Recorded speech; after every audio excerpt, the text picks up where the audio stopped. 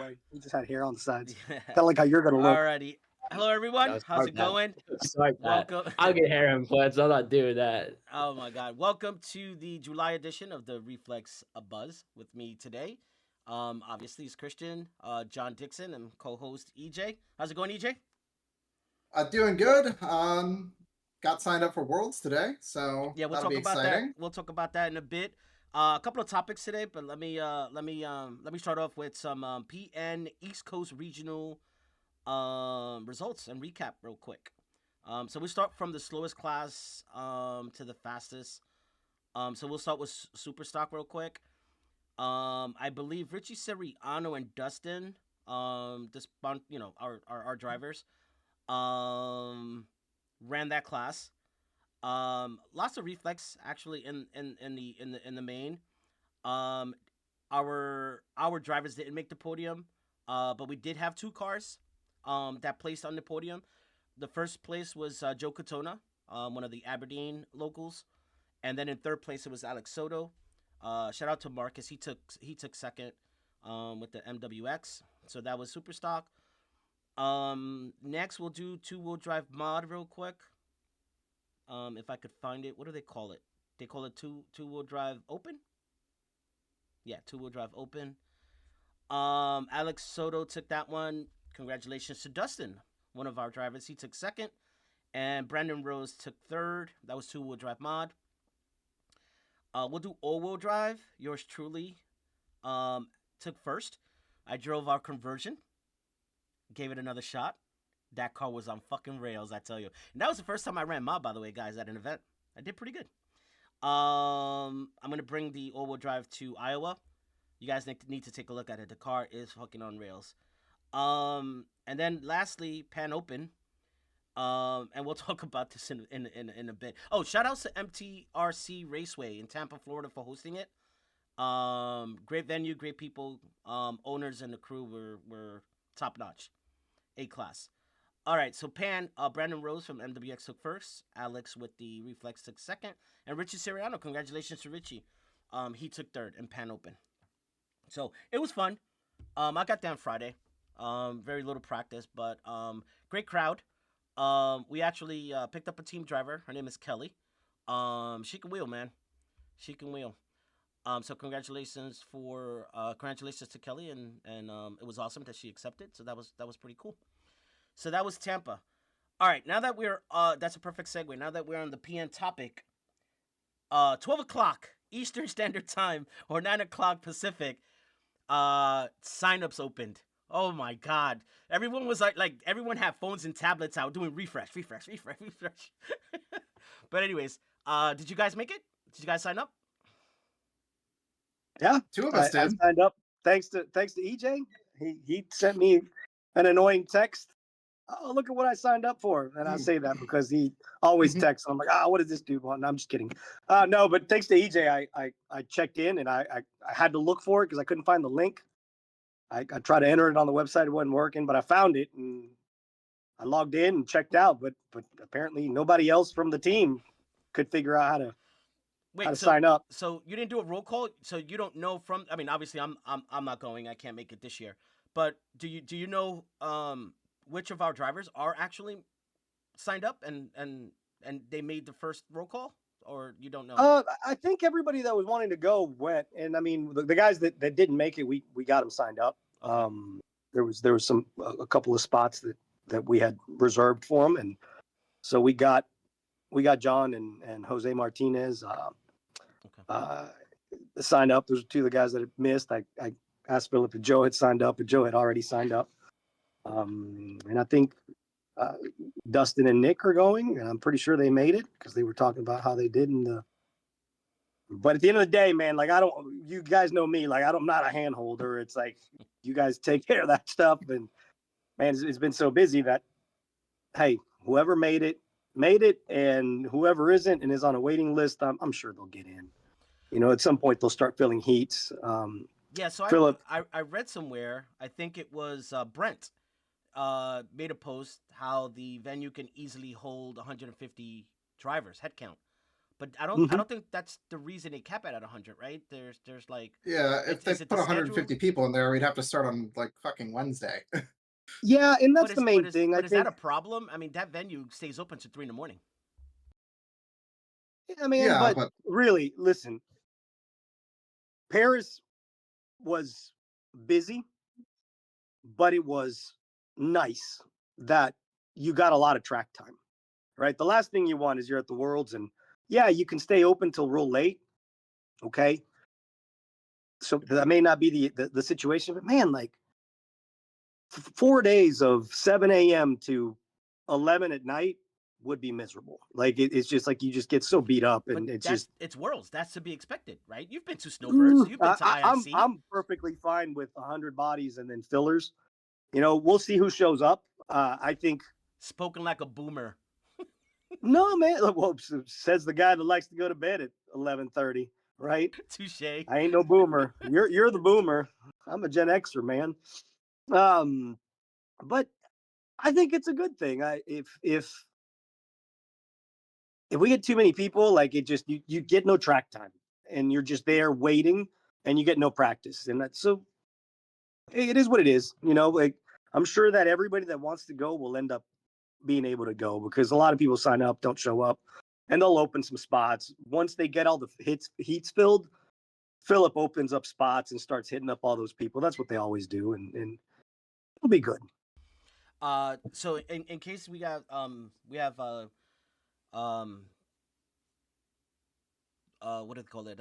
In chat, if you don't know or if you don't follow, PN Worlds, it's being hosted in the United States, in Colorado, a track called 5280. But search PNWC on Facebook, 2025, and you'll be able to pull up all the details. For everyone currently watching this podcast. Alrighty. 28 SRA, race 2 of 3, happening next week in Iowa. I will be there. You guys gonna be there? yeah, Yep. I'll be there. Okay.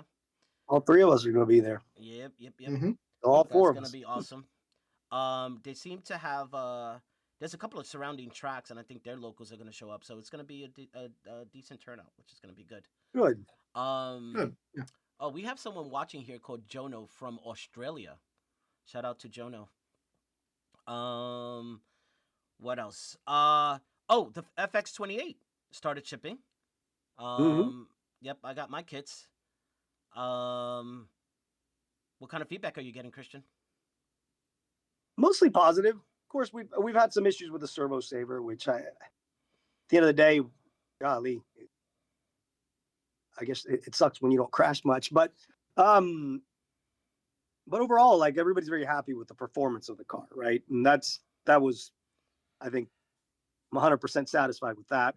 So I We're was working on some solutions for the servo saver, which is, what I think is going to be the issue that most people are going to see. I was asked how to We got glue a it today. second. By the way, I just What's told that? them I was asked how you glue it. I just told them glue the rings together. The springs together. No, you don't glue the springs. You Okay.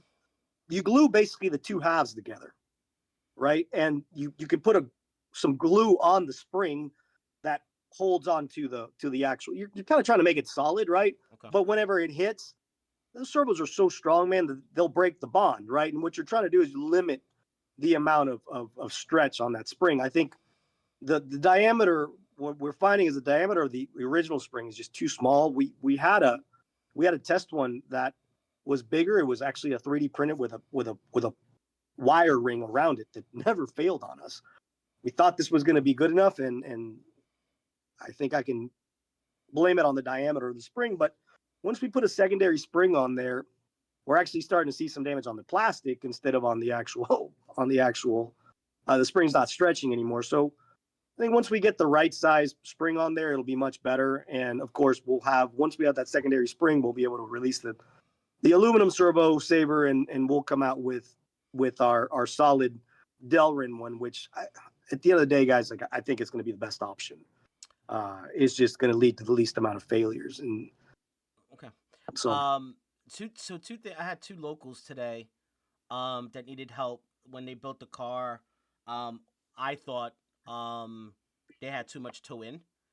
Because the Okay. car was acting a little erratic, so I gave them just a little toe out. I think it was maybe 0.75. The car came alive, so they were asking, well, why did the manual say to to run it this way? And I was like, it's just a base setup. You got to tweak to your driving style and stuff like that. But yeah, if the car is It depends maybe a on the little, track size, right? yeah. Well, That's I what was it at Park Lane. bottoms. Yeah, I was at Park Lane. So Yeah, yep. so on a small track, you need a lot more steering, so you kind of set it a little more neutral. Okay.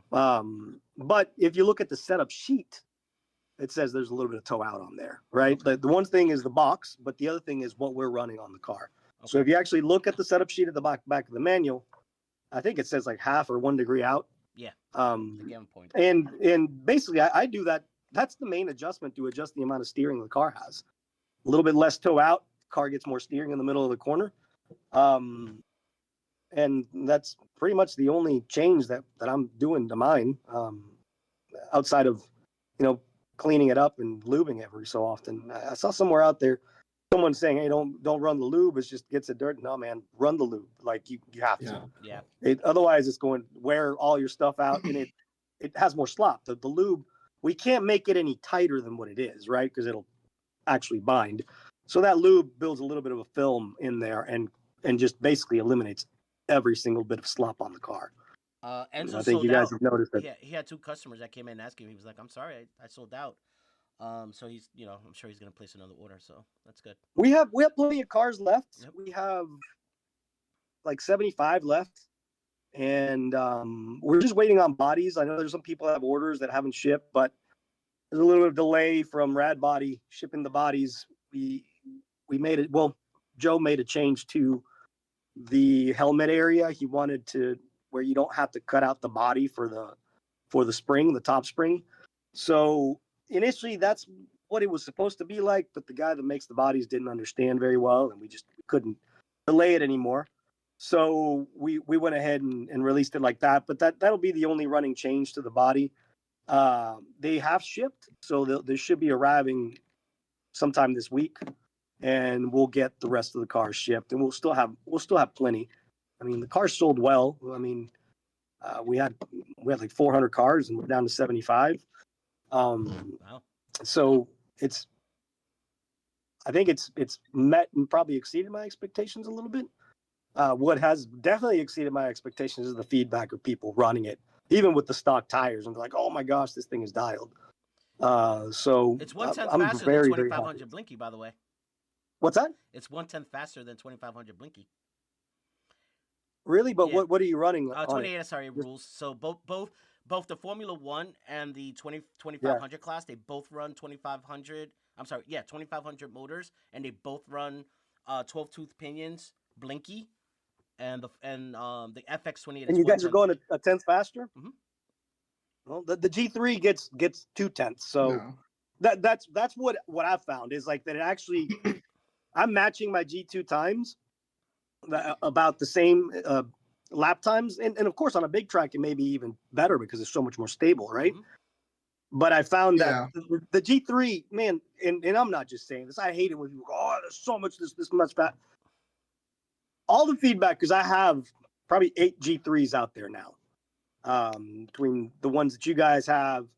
I have one with Albert in Europe. I have a couple in Asia, and everybody's going between 1 and 5/10 of a second faster than with the G2, depending on the track conditions, depending on the track size. I think we found that they're more consistent, but also that they're. I mean, I think they're 2/10 faster. That's my experience. I go back to back on the same track, and I go 2/10 quicker, so a tenth slower with the F1, but the F1's often the same speed or maybe a little bit faster than my G2. I think the F1 may have a lower center of gravity than the G2. The motor's lower, and there's a couple of things that we did also. We focused on not getting a lot of weight above it. Everything on the bottom of it. I thought Go ahead. the fact that it was 1/10 was a result of the weight and the fact that we're running 14mm rear tires. So there's more Could be. contact. I mean, you be maybe making more traction, But sometimes we run we run smaller, narrower tires to get more corner speed, right? Mm-hmm. Man, I think it's the stability, right? It's so stable and easy to drive, man. All right, but Like just to make sure, I just I want to make it clear because you just made a statement. And I want people who are on the podcast right now watching and listening in. The 28 SR rules does not allow for a smaller tire diameter, right? You have the tire itself, the diameter has to be 14 millimeters because last year people you were mean running width? the width. Sorry, Width. yes, not diameter. Sorry, width. Yeah. So last year people were putting Yeah, nobody 11s does. Like on you got to run 14 11s and wheels, 14s. right? No, hold on. Last year in 2024 in Formula One, people were running 14 millimeter wheels with 11 millimeter tire on the 14 millimeter wheel. So SRA cleared that up. You have to run a Probably not having enough traction, but Yeah. man, this car makes a lot of grip, man. Like it really does. Like I'm super happy with it. Like it's a lot of people are already telling me it's my favorite car to drive. Like there's a guy up in the UK, Tara Abba, one of Corby's friends up there. Shout out to Corby. I know he probably woke up from his slumber to come watch us. By the way, Corby is our new European team manager. Congratulations. So hi, Sam. But he was over there and he was running PN rule 14 turn boosted, and apparently ran like hot lap the mod cars with his F1. So it's crazy. That's pretty cool, man. I love to hear that. Do you want to hear a fun fact? Awesome. You want to hear a fun fact about the FX28? What's that? One of our team drivers became a dedicated, permanent FX28 drivers because someone dethroned them in mod. Just saying. so there was a story coming out of Pittsburgh. Somebody retired. No, but they're also going to do GTLM again because they think they can dominate in that class. So and they're going to cry that their motor's no good. Someone wrapped it up and said, "You know what? Maybe I'll go run some Formula One." John, I heard John was breaking hearts and ruining egos last week. He was. How much faster were you than everybody else? A second a lap, dude? Like not ridiculous. A second. It was. It was. It was the car that I wasn't allowed to see. I thought it was 7/10. EJ went 10.6, went 9.5. Oh, that's pretty. 9.5 with a car I wasn't allowed to see. Oh, what are we talking about here? EJ had some hurt feelings. I said no. He wanted to jump off the roof. He didn't want you to set up. Yeah, that's what it was. That's what it was. Dick. I don't know. I doubt it was a 3D printed car. It definitely wasn't. It was a reflex. Listen, I mean, hey, John has probably 3 or 4 tenths on us, but that car's probably 2 tenths extra. So EJ being a little rusty. We're talking about the car that EJ couldn't see is 2 tenths faster than. Now, Dustin and I were there. We pounded laps all fucking weekend, like all day Saturday. Dustin and I are there pounding laps. Meanwhile, John's in the back fucking working on his crawler shit for his crawler people. Like, he puts his car on the track fucking twice on Saturday and goes like 9.8 on Saturday. I was stuck at Saturday I want to say he went 10.2. It wasn't until Sunday that he got into the 9s. Yeah. But Saturday he puts his car on the track, goes like 10.2. Meanwhile, I'm stuck at 11.2 for 5 hours. 5 hours I was stuck at. Yeah. Wow. No, it wasn't until the end of the day that I went 10.9, and then the next day I went a little quicker. But like Dustin and I, we turned laps all damn day. John's been practicing, just so you guys know. Like he wants Denver bad. Like, I don't know. Every time I'm there, the guy's hosting some other group of people. I rarely. Yeah, but like practice. On a Wednesday when there's nobody there at 10 a.m., there's John running like 4 battery packs. He does that a couple of times a week, and he's on top of his game. Well, he probably discovered some speed secrets that I'm gonna have to. 4 battery packs is a lot for me to practice. I mean, it's like 2 or 3, but I don't know. I don't like practicing by myself. So if I'm there by myself, like you got me for like 2 batteries, and then I'm like, I don't have anybody to talk to, so I just go home. Just put some earbuds. You can call us. Yeah, but then I definitely can't focus. Damned if you don't. That's crazy. Speaking of Pittsburgh, you have World's warm ups coming up, right? Yeah. Want to talk a little bit about it? September 11th to the 14th. Okay. It's gonna be basically a PM warm up, so it's gonna be all PM rules. Gonna do the same way they do it: seating, qualifying, mains. Do you know how long the It's gonna be straightaway is going to be? Can you pretty much like second wise? Is it a 10-second track? I mean, 10-second layout, 11-second layout. What are you gonna do? the max that PN will do is I think like I don't know, like 37 tiles or something. So it's gonna be whatever the max is. Whatever we did for nationals, they wouldn't let me go any bigger. I wanted to go bigger, but they wouldn't let me, so I'm just gonna match it. Whatever the biggest is what they're gonna do at World. So it's gonna be the best way to test for Worlds, really. And it's going to be a 3-day event, 4-day event. Yeah, so like it's a Friday, Saturday, Sunday event, but like you can come practice Thursday. Okay. If there's enough people, we'll club race. But the track will be up starting Tuesday, so definitely guys are more than welcome to come practice. We'll club race with our local crew on Wednesdays, and anybody can come do it. Thursday, if you want to come practice, and then Friday the event starts. Sounds awesome. All right, Christian, what do you got? What do you got for us? Any new hardware? Any deliverables? ETA on the Gen 3? Speaking of, I did bring the Gen 3 with me to Park Lane. Two questions that I couldn't answer. I basically just told them, it comes with 3 shims. Why don't you give it a shot? Run it without it. Run it with all 3. Run it in between. For adjusting the row center on the upper arms in the front. And then the second question was, so I run the thickest wire, even though it's only thicker by 0.01. But there's 2 holes on the sway bar holder, and I put it on the most narrow one. So even though it's the thickest that came with the kit or that came with the assembly, I run it on the thinner I don't hole. know what you're. There's a chance that maybe you got 2 bars that are the same because at 0.01 that doesn't sound like they're different. Yeah, I have a 0.49 Basically, and we're gonna and have a 3 50. thicknesses. We're gonna have a 0.5, a 0.55, and a 0.6. Okay. The production one does not have the 2 holes. It actually is going to have a set screw to hold the bar because you guys experienced it. It's hard to build, and if we can thread the needle, so to say, put the bar inside the hole and use a set screw, it'll hold it in place. It won't be coming up. So we're going to do that. That's one of the things that's changing on the production version. As far as the shims, 2 shims is going to be stock. Each shim is 0.25. 2 shims gives you the same pin height as what we have right now on the Gen 2. You go higher, obviously you lower the roll center, you take away some camber gain. You go lower, you raise the roll center, you get more camber gain. Yep. We tried initially with no shims, and we were had way too much steering. So 0.5 is where it's happy, but again, it's just something. It's a new adjustment, right? The upper arm mount can be. Here we go. So this is the upper arm mount. It's held together by 3 screws, right? And you can loosen those screws, and if you push it forward, it's got 2 degrees of caster. You loosen them, you slide it back, you got 3 degrees of caster.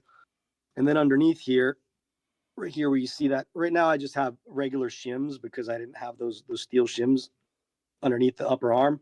The upper arm mount, obviously, it goes on top. So that gives us the upper arm adjustment. And we have steel laser cut shims that allow you to, they're slotted, so they're easier to use.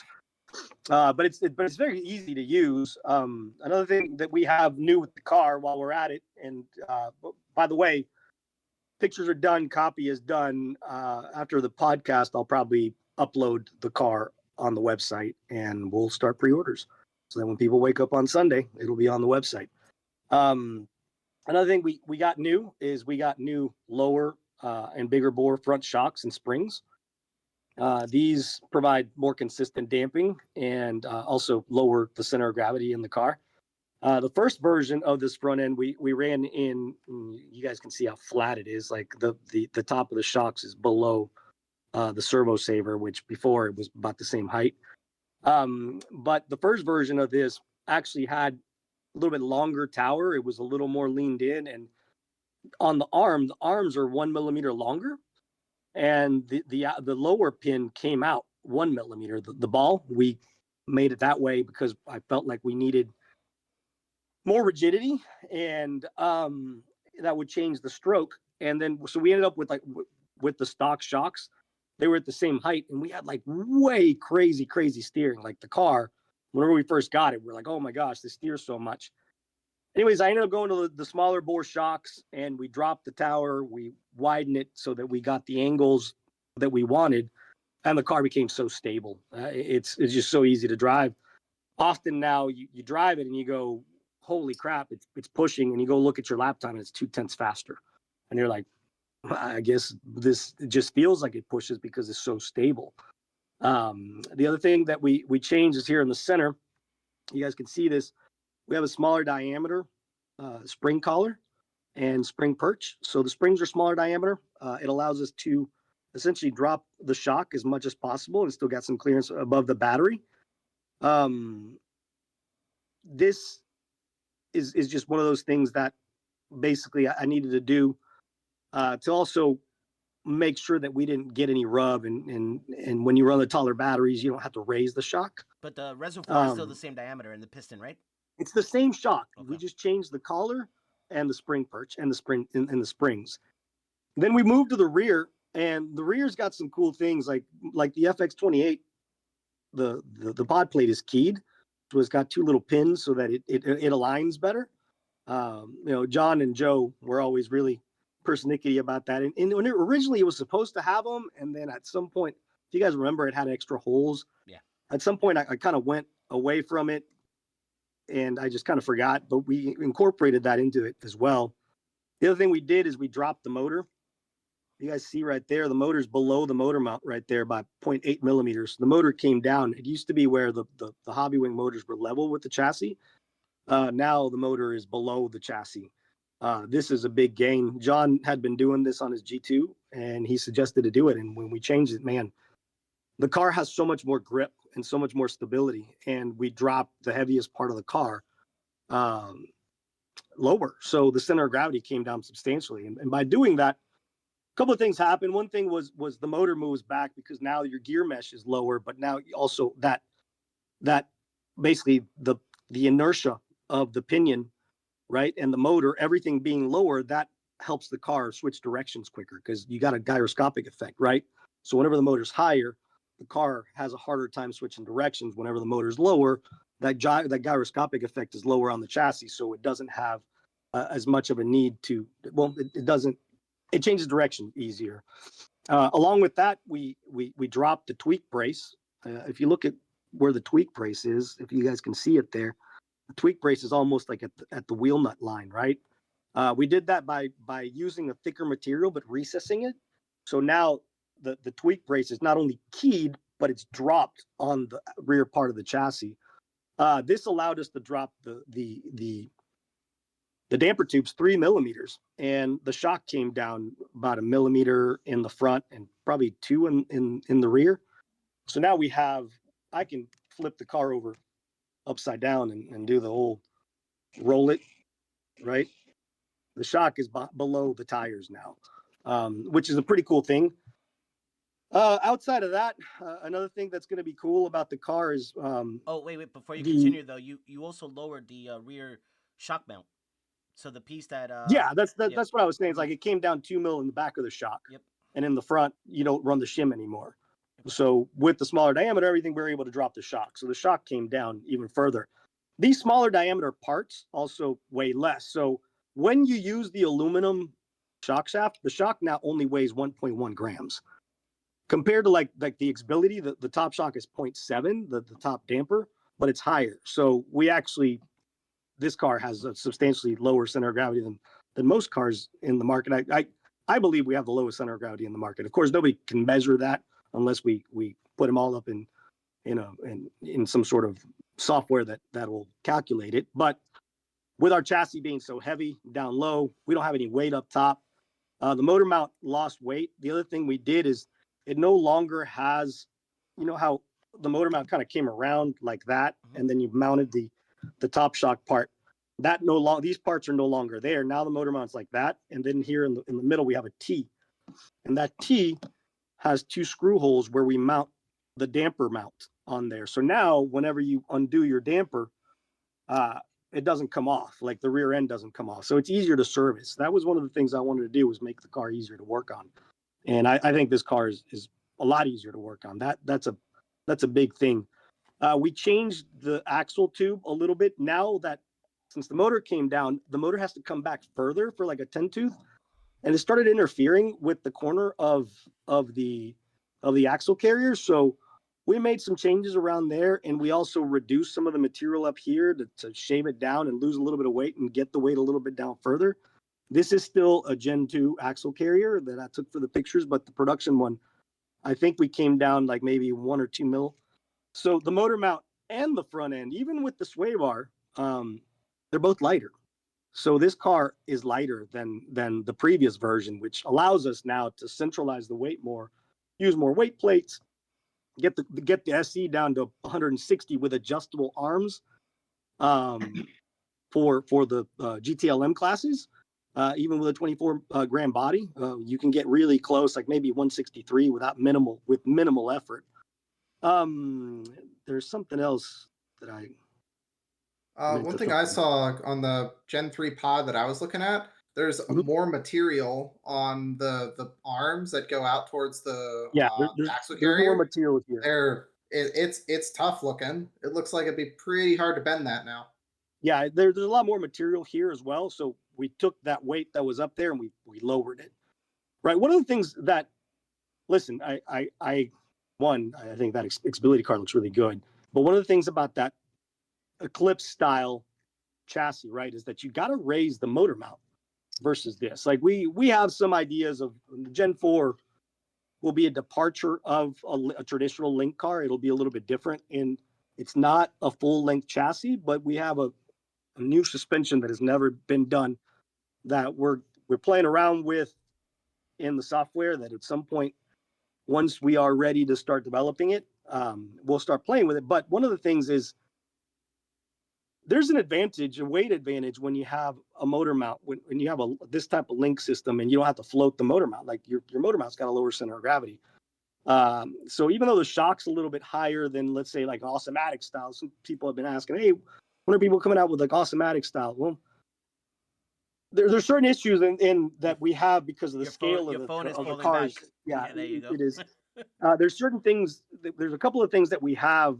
We have less space comparatively speaking to a 12 scale. So, for example, one of the things is if we did like an Automatic style front, complete suspension. Let's say we shrunk it down, the servo goes up, right? And you got to run the servo higher to be able to have that pivot. So you're raising the center of gravity. Same thing with like an Eclipse style rear suspension. It's like you got the motor mounts higher. So there is advantages still. Like, I mean, the only thing that is probably higher on this car is on this car, we got it down to as low as possible is a top shock versus a car that doesn't have a shock. But everything else is probably, it's center of gravity is not dictated by what you have at the top. It's dictated by the average position of all the mass of the car. So if you have all the majority of her mass, like maybe you may have slightly more polar inertia, right? Because you got the shock up higher, but when it only weighs 1.1 grams and your center of gravity is arguably lower because you got a solid steel tub and you got the motor underneath the chassis, things that you can't do with other designs, it's hard to say, hey, this has got a lower center of gravity. And not only that, but when you have, because there's designs like the inline design, for example, we've gone back and forth with it with John, for example. Like inline is great on a 12 scale because the size of the parts and the size of the car, you can keep everything this way and this way, right? So you sandwich it this way and you sandwich it this way. But with these cars, whenever you start putting everything in line, you start having to move the servo further forward. And when you move weight out in front of the front axle, you lose steering response. And when you can add the weight there if you want it, it's better than if you can't take it away. Because in some classes, you're not going to want any weight up there. You're going to run without. Some guys even run with no mass damper, no weight up there. They just run with a carbon fiber bumper. That's another thing that we did is we moved the shocks back 3 millimeters, right? So the shocks on this car came back. So the weight got centralized more on the car this way because we took weight off of here and we took weight off of here. So by centralizing our weight this way, our car again has less physics to deal with, and it is able to accelerate, decelerate, switch directions quicker than the previous version. So Which with all these go ahead. new changes and characteristics of the car, what are and John, maybe you can answer this since you have a lot of wheel time on the new car.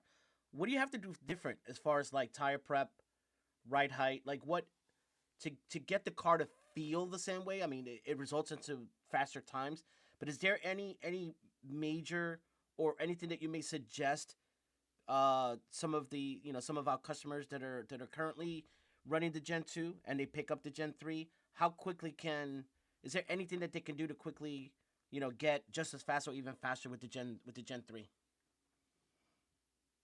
You asking me or Christian? You. Nothing. Just run it like normal. Run it with You the don't have to same. do anything to it. Yeah, like it. I mean, there's nothing really do to it. I mean, the only thing is like when you build the front end, be careful when you put the sway bar holders in the arms. But like, it's just better. Like, I mean, everything's essentially the same. It's just lower CG and stuff. So it's like nothing that you have to worry about via setup. Like it was all taken care of. So like, run it box stock, and it's gonna be just as good, if So not better, out of the same box. ride height, same everything. Yeah. Okay. Yeah. So I mean, there's no need to change anything like that. so correct me if I'm wrong, Christian, but in the Gen 2 box, it's reverse. I run my car raked, by the way. So I run a lower front ride height than I do the rear, usually by 0.2 or 0.3. In the manual, it states to run the front a little bit higher. Still the same case? That's more of like I think that's that's a more of like personal a preference tuning thing. aid. Okay. Like Go if ahead. you run the Sorry. car, it's more of like a personal preference thing. Like, so the reason the manual's like that is because if the front's a little higher than the back, it makes the car easier to drive. So like for the customer, it's a lot easier to drive out of the box. But like if you level it, it's a little more neutral, get a little more steering, but it will still be easy to drive. When you aren't raking the car, which the front's lower than the back, like that kind of rake, the car will be a little more aggressive and have more steering. But the reason it's higher in the front initially is just so the customer has a better experience the first time out. Okay. Fair Remember, enough. like a double A-arm car pitches and rolls more, also, right? So higher can also mean more mid-corner steering, but like John said, less response. Typically, I run my car pretty neutral, maybe sometimes a little bit higher. If I want more mid-corner steering, I'll raise the front. But listen, at the end of the day, the goal of the car is like every other one. I think you guys have experienced the FX28. It's like I put on a good setup on the car. Like you build the car from the box and it's going to be good. And I hate saying absolutes or like this is the best car because I listen. There's good options now in the market, but this is a better RX28. That's what I can say. We took our car, we took the experience that we have. The car's been around a while now, and this is a further refinement of the platform that many of you guys love. I think it's more stable. I think it is easier to drive. I think it's faster. I do see the data, and the data seems to support this. And I never expected the leap to be this big. I don't think the leap from Gen 1 to Gen 2 was this big. This is a big leap. And I'm not just saying that. The data bears it because usually as you get closer to the tangent, right, there's only so fast we can go. Leaps become harder. I don't know that brass chassis in the Gen 1 to the steel chassis. I noticed a pretty big difference. And the flat chassis. Some people prefer. Yeah. Well, but it wasn't faster necessarily. It was just so much easier to drive. Mm-hmm. I think the biggest thing, the motor mount made the biggest difference. I think speed wise, like the motor mount did give us a tenth when we went from Gen 1 to Gen 2, but when we went the chassis when we did brass to steel, I didn't think like the overall lap time was faster necessarily. It just became so much easier to drive because we had so much weight bias rearwards, and then we moved the weight forward, plus durability, and the weight was similar. Then of course we came out with the SE, and the SE was even better, and it was even easier to drive. And it was because it was more rigid, the weight's down lower. So those have been those leaps. Then if you think from Gen 1 to SE Gen 2, maybe there was maybe 2 to 3 tenths, maybe, the consistency got better. But golly, like some guys are seeing 4 tenths. And when you go to low grip, Albert up in Barcelona, they used to, with the Gen 2, they used to struggle a lot because a lot of their tracks don't have grip. And he was struggling with running more than 2,500, maybe a 3,500, right? And with the Gen 3, it generates so much more traction everywhere that, one, we were having to set up the car more aggressively. Now the pan car is really easy to drive because it's so much more stable. But that was a concern of mine at first. Like these springs that the gold springs now are stiffer than the other springs, and the motion ratio of the shock is stiffer. So we're being able to run the front end stiffer, right? And the car doesn't flip and it doesn't do weird things because the center of gravity is lower, and that which also adds to the response. So you got more centralized weight, lower center of gravity, stiffer front suspension. All those things translate into quicker lap times. And I honestly, whenever I set up to do the G3, I was thinking, I wanted to do this front end, right? And that was going to be the G3. Was like, I talked to everybody, all you guys, and with John, it was like, hey, G3. And then John was like, hey, man, you need to drop the motor. And I was like, you think so? And I was like, all right, let me try. And we tried, and we're like, whoa, like, golly, like we were leaving this much time on the track. Like, I didn't know that. And that credit to John. I mean, he's the one that pushed for that. And golly, like we're giving everybody the cheat sheet, but it made a difference. And the benefit of this is that we could now run the shocks lower and the dampers lower. Listen, you don't want to run the dampers on the chassis with no angle because there's no displacement, so there's no damping. Like if you put them really low, like on the atomic car, like you look at how much the damper tube moves, and it doesn't move very much. So you need really, really thick grease. This still has a lot of displacement, right? So by lowering them, they become softer. So maybe you have to adjust upwards your damping if the car had a higher center of gravity. But since the car has a lower center of gravity, we've kept the damping constant. Well, the damping grease constant, but the damping is probably a little bit lower, right? But the car is not dealing with as many forces trying to switch directions. But the motor mount, the front end gave us a tenth. We were like, oh my gosh, this is a tenth quicker. And what do you guys think? Oh yeah, tenth quicker. And then when we added the motor mount, it was like 2. And I was like, whoa. And my track is a 6 second lap, right? On a 6 second lap, I was going from 5.9 to all of a sudden doing 5.7s, right? And when you're doing that many laps, like it translated, and the consistency was up.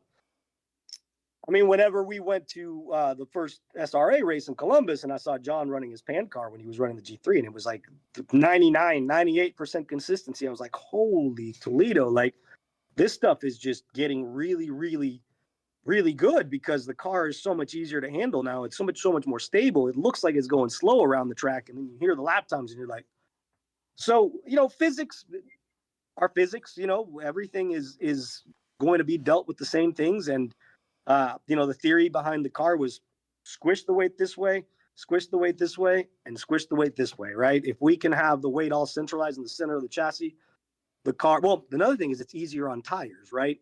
When you talk about setup, on smaller tracks, we're having to run softer tires to get rotation out of the car. I pretty much, on a small track, I always run the high angle steering horn, because you want less Ackerman. But we are also running softer rear tires, or at least I run softer rear tires on smaller tracks because the car is so stuck, right? It's just killer stuck. Like it helps tremendously. So that's where we were seeing the gains in time of half a second a lap, because that, like, when you say that, it's like, oh my goodness. Yeah, like low bite, we're seeing like huge gains.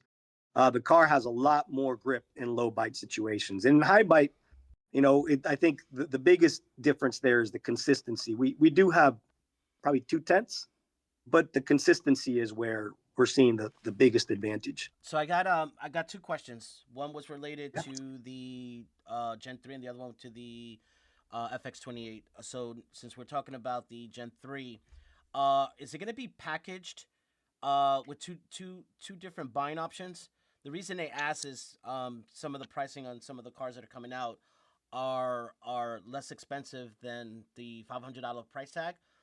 So is it going to get bundled with a lot of stuff to maintain that $500 cost, or are you going to have an option to make the car more Listen, guys, affordable? things are getting more expensive, not cheaper. Our car costs more money to make. The chassis on the SE is much more expensive than making a flat plate, right? Um, the SE is only going to come with one front end, plus there's tariffs now. The chassis is going to come with one front end, but it's going to come with a ball diff and a gear diff, right? The SE is going to come with two sets of plastics. We're coming out with black plastics that is going to come with the car. It'll be the plastic tree. We haven't gotten the links or the lower arms yet. Those will probably come down the road, but it'll ship with damper tubes, ball cups, upper arms that are going to be black or gray. So you're still going to be getting value. Like, is our car going to be $400 with a servo? No, man. Like, our car's higher quality. I mean, I know that the Xbility is a very high quality car, but we're a small company. They're not. There's a big company behind Xbility. Um, we are an American company. They're not. So we're faced with tariffs that maybe the importers have, but the manufacturers don't. Um, they're a manufacturer that is selling direct. I work with the design house, right? So we don't have that advantage, but as good as the quality of that car is, And all the goodies you're getting. our car, well, your cars still come with two sets of wheels. It'll come with a bumper and body posts, two diffs, the best gear diff in the market. You guys have seen the quality, the best ball diff in the market. I mean, I know the Xbility probably is a good diff, but I still think that ours is the best. We have the best coatings in the market that nobody can touch those. Our chassis is the best chassis, the actual tub. Nobody does this, and these are expensive to make. They're not easy. There's a reason why we're the only ones that do them, right? Yep. It's not easy to manufacture. That's probably the hardest thing to manufacture. Now we're giving you a car that has a sway bar system that, when you look at the size of the parts and precision miniature manufacturing is very difficult, right? And that's expensive. It may not be a lot of material, but it's very slow machining, very tight tolerances that take a lot of time to have to QC. And I mean, as good as the quality can be from any other car, like, our quality is going to be good. Our coatings are going to be better. And our process and what you're getting in the car, the value that you're getting out of the car is probably higher. I still stand with that. Two diffs, sway bar system, two sets of plastics, and the steel tub. That in itself is going to be pretty valuable. Now, the D car is going to be, it's going to come with plastic knuckles. We're trying to cut down cost and not have to increase the price a lot. When it comes to pricing, what are we trying to do? We're trying to keep it close to the same. Like, the SE may go to 520.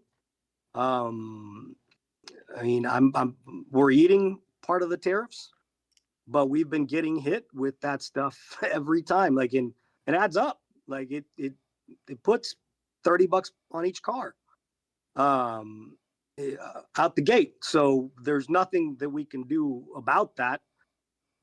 So we're trying to stay competitive, but if you compare the inflation and everything else in the market, a car that's $350 in 2022 is 400 or 390 today. Like, you can just go and do a CPI index calculator and look at what inflation was, right?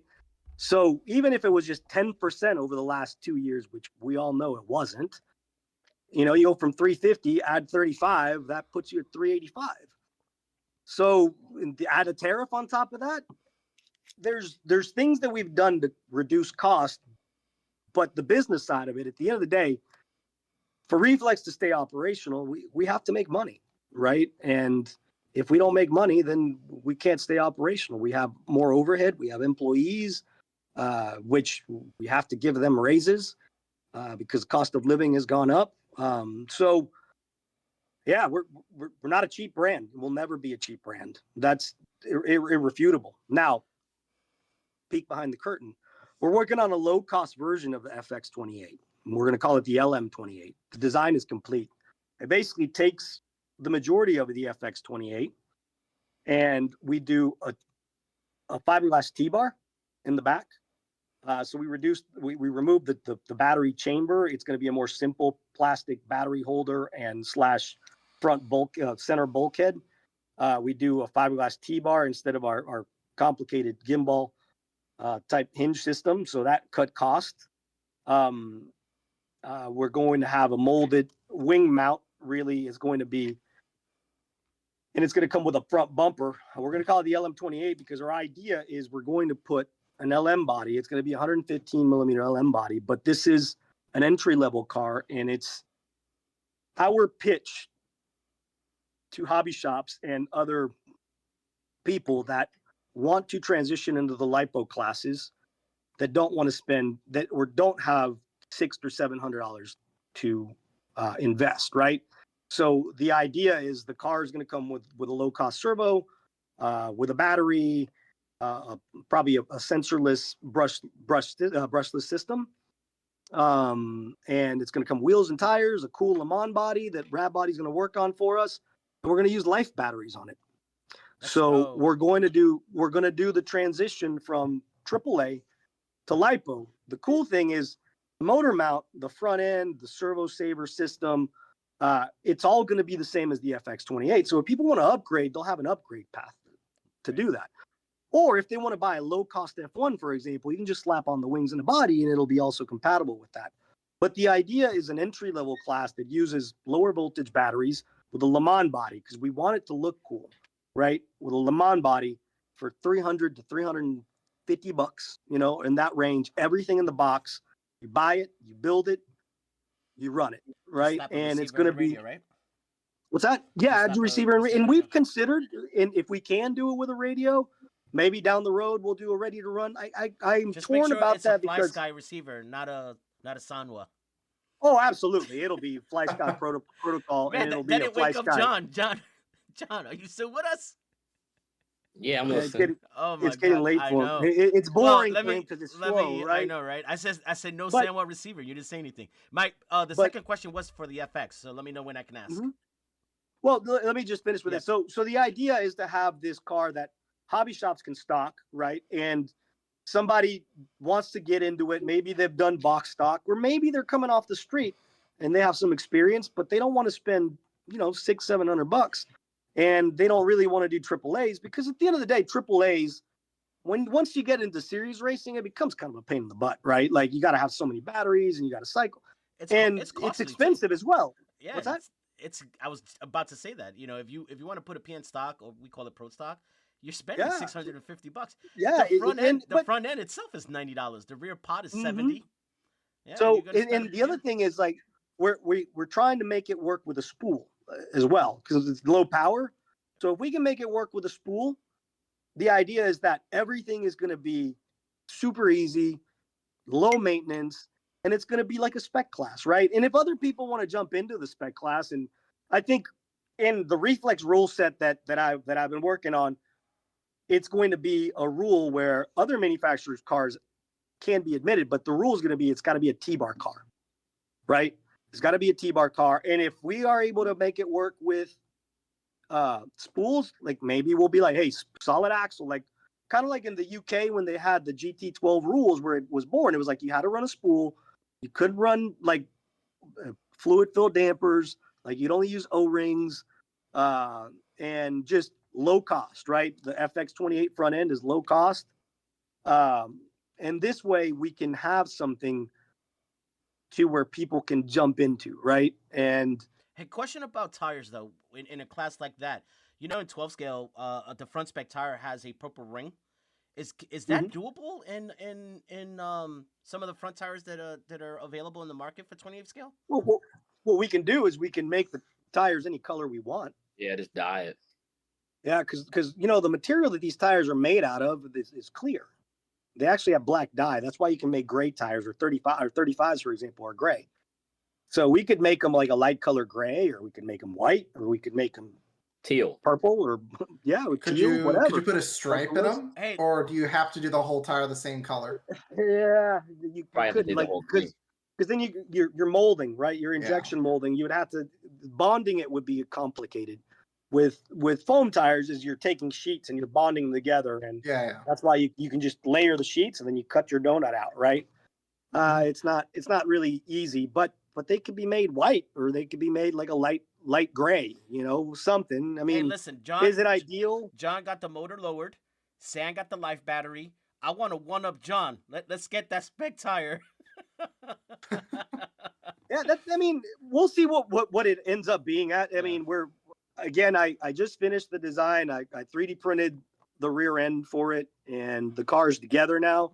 Got to sort out the bumper. I ordered a body, one of the GL bodies, just to kind of start playing with it. Okay. Well, let me ask you the question. So the question is actually from Joe Katona. Is he wants to run 3mm ride height, 3.1, 3.2mm ride height. How do you raise the ride height beyond that in the FX28? You don't need to run the car that high. He chooses like, why to, would though. Well, I mean, has he driven the car yet? Yeah. And he wants to tinker. I mean, he ran his GL. He ran his GL. You can't. You can't.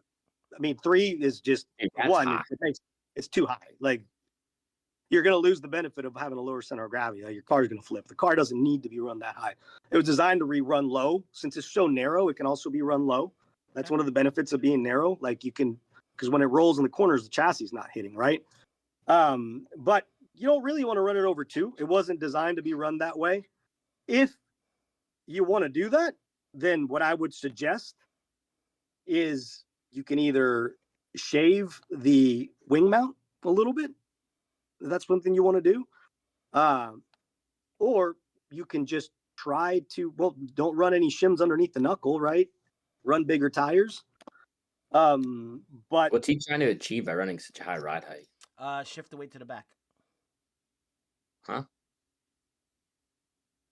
What? Shift the weight towards the back. Yeah. What's the point of shifting the weight to the back? Driving style, I guess. I think you can find what he's looking for with other changes. Okay. I wouldn't recommend doing that, but if he wants to try, 3 is too high, man. Like, you're raising the center of gravity of the car. You're going to induce traction roll. Like, I mean, I learned that at Worlds the first year I went. Yeah, you want 2, and that's where you want to stay. You want to go 2.2. Run bigger tires, right? Like, the rear can be raised, but what you're trying to do is raise the front. Put some tape underneath the front tires or run bigger tires. Like, really, at the end of the day, you can take some bigger tires and just glue the shit out of the sidewall. That's the fronts have to be 11 mils, right?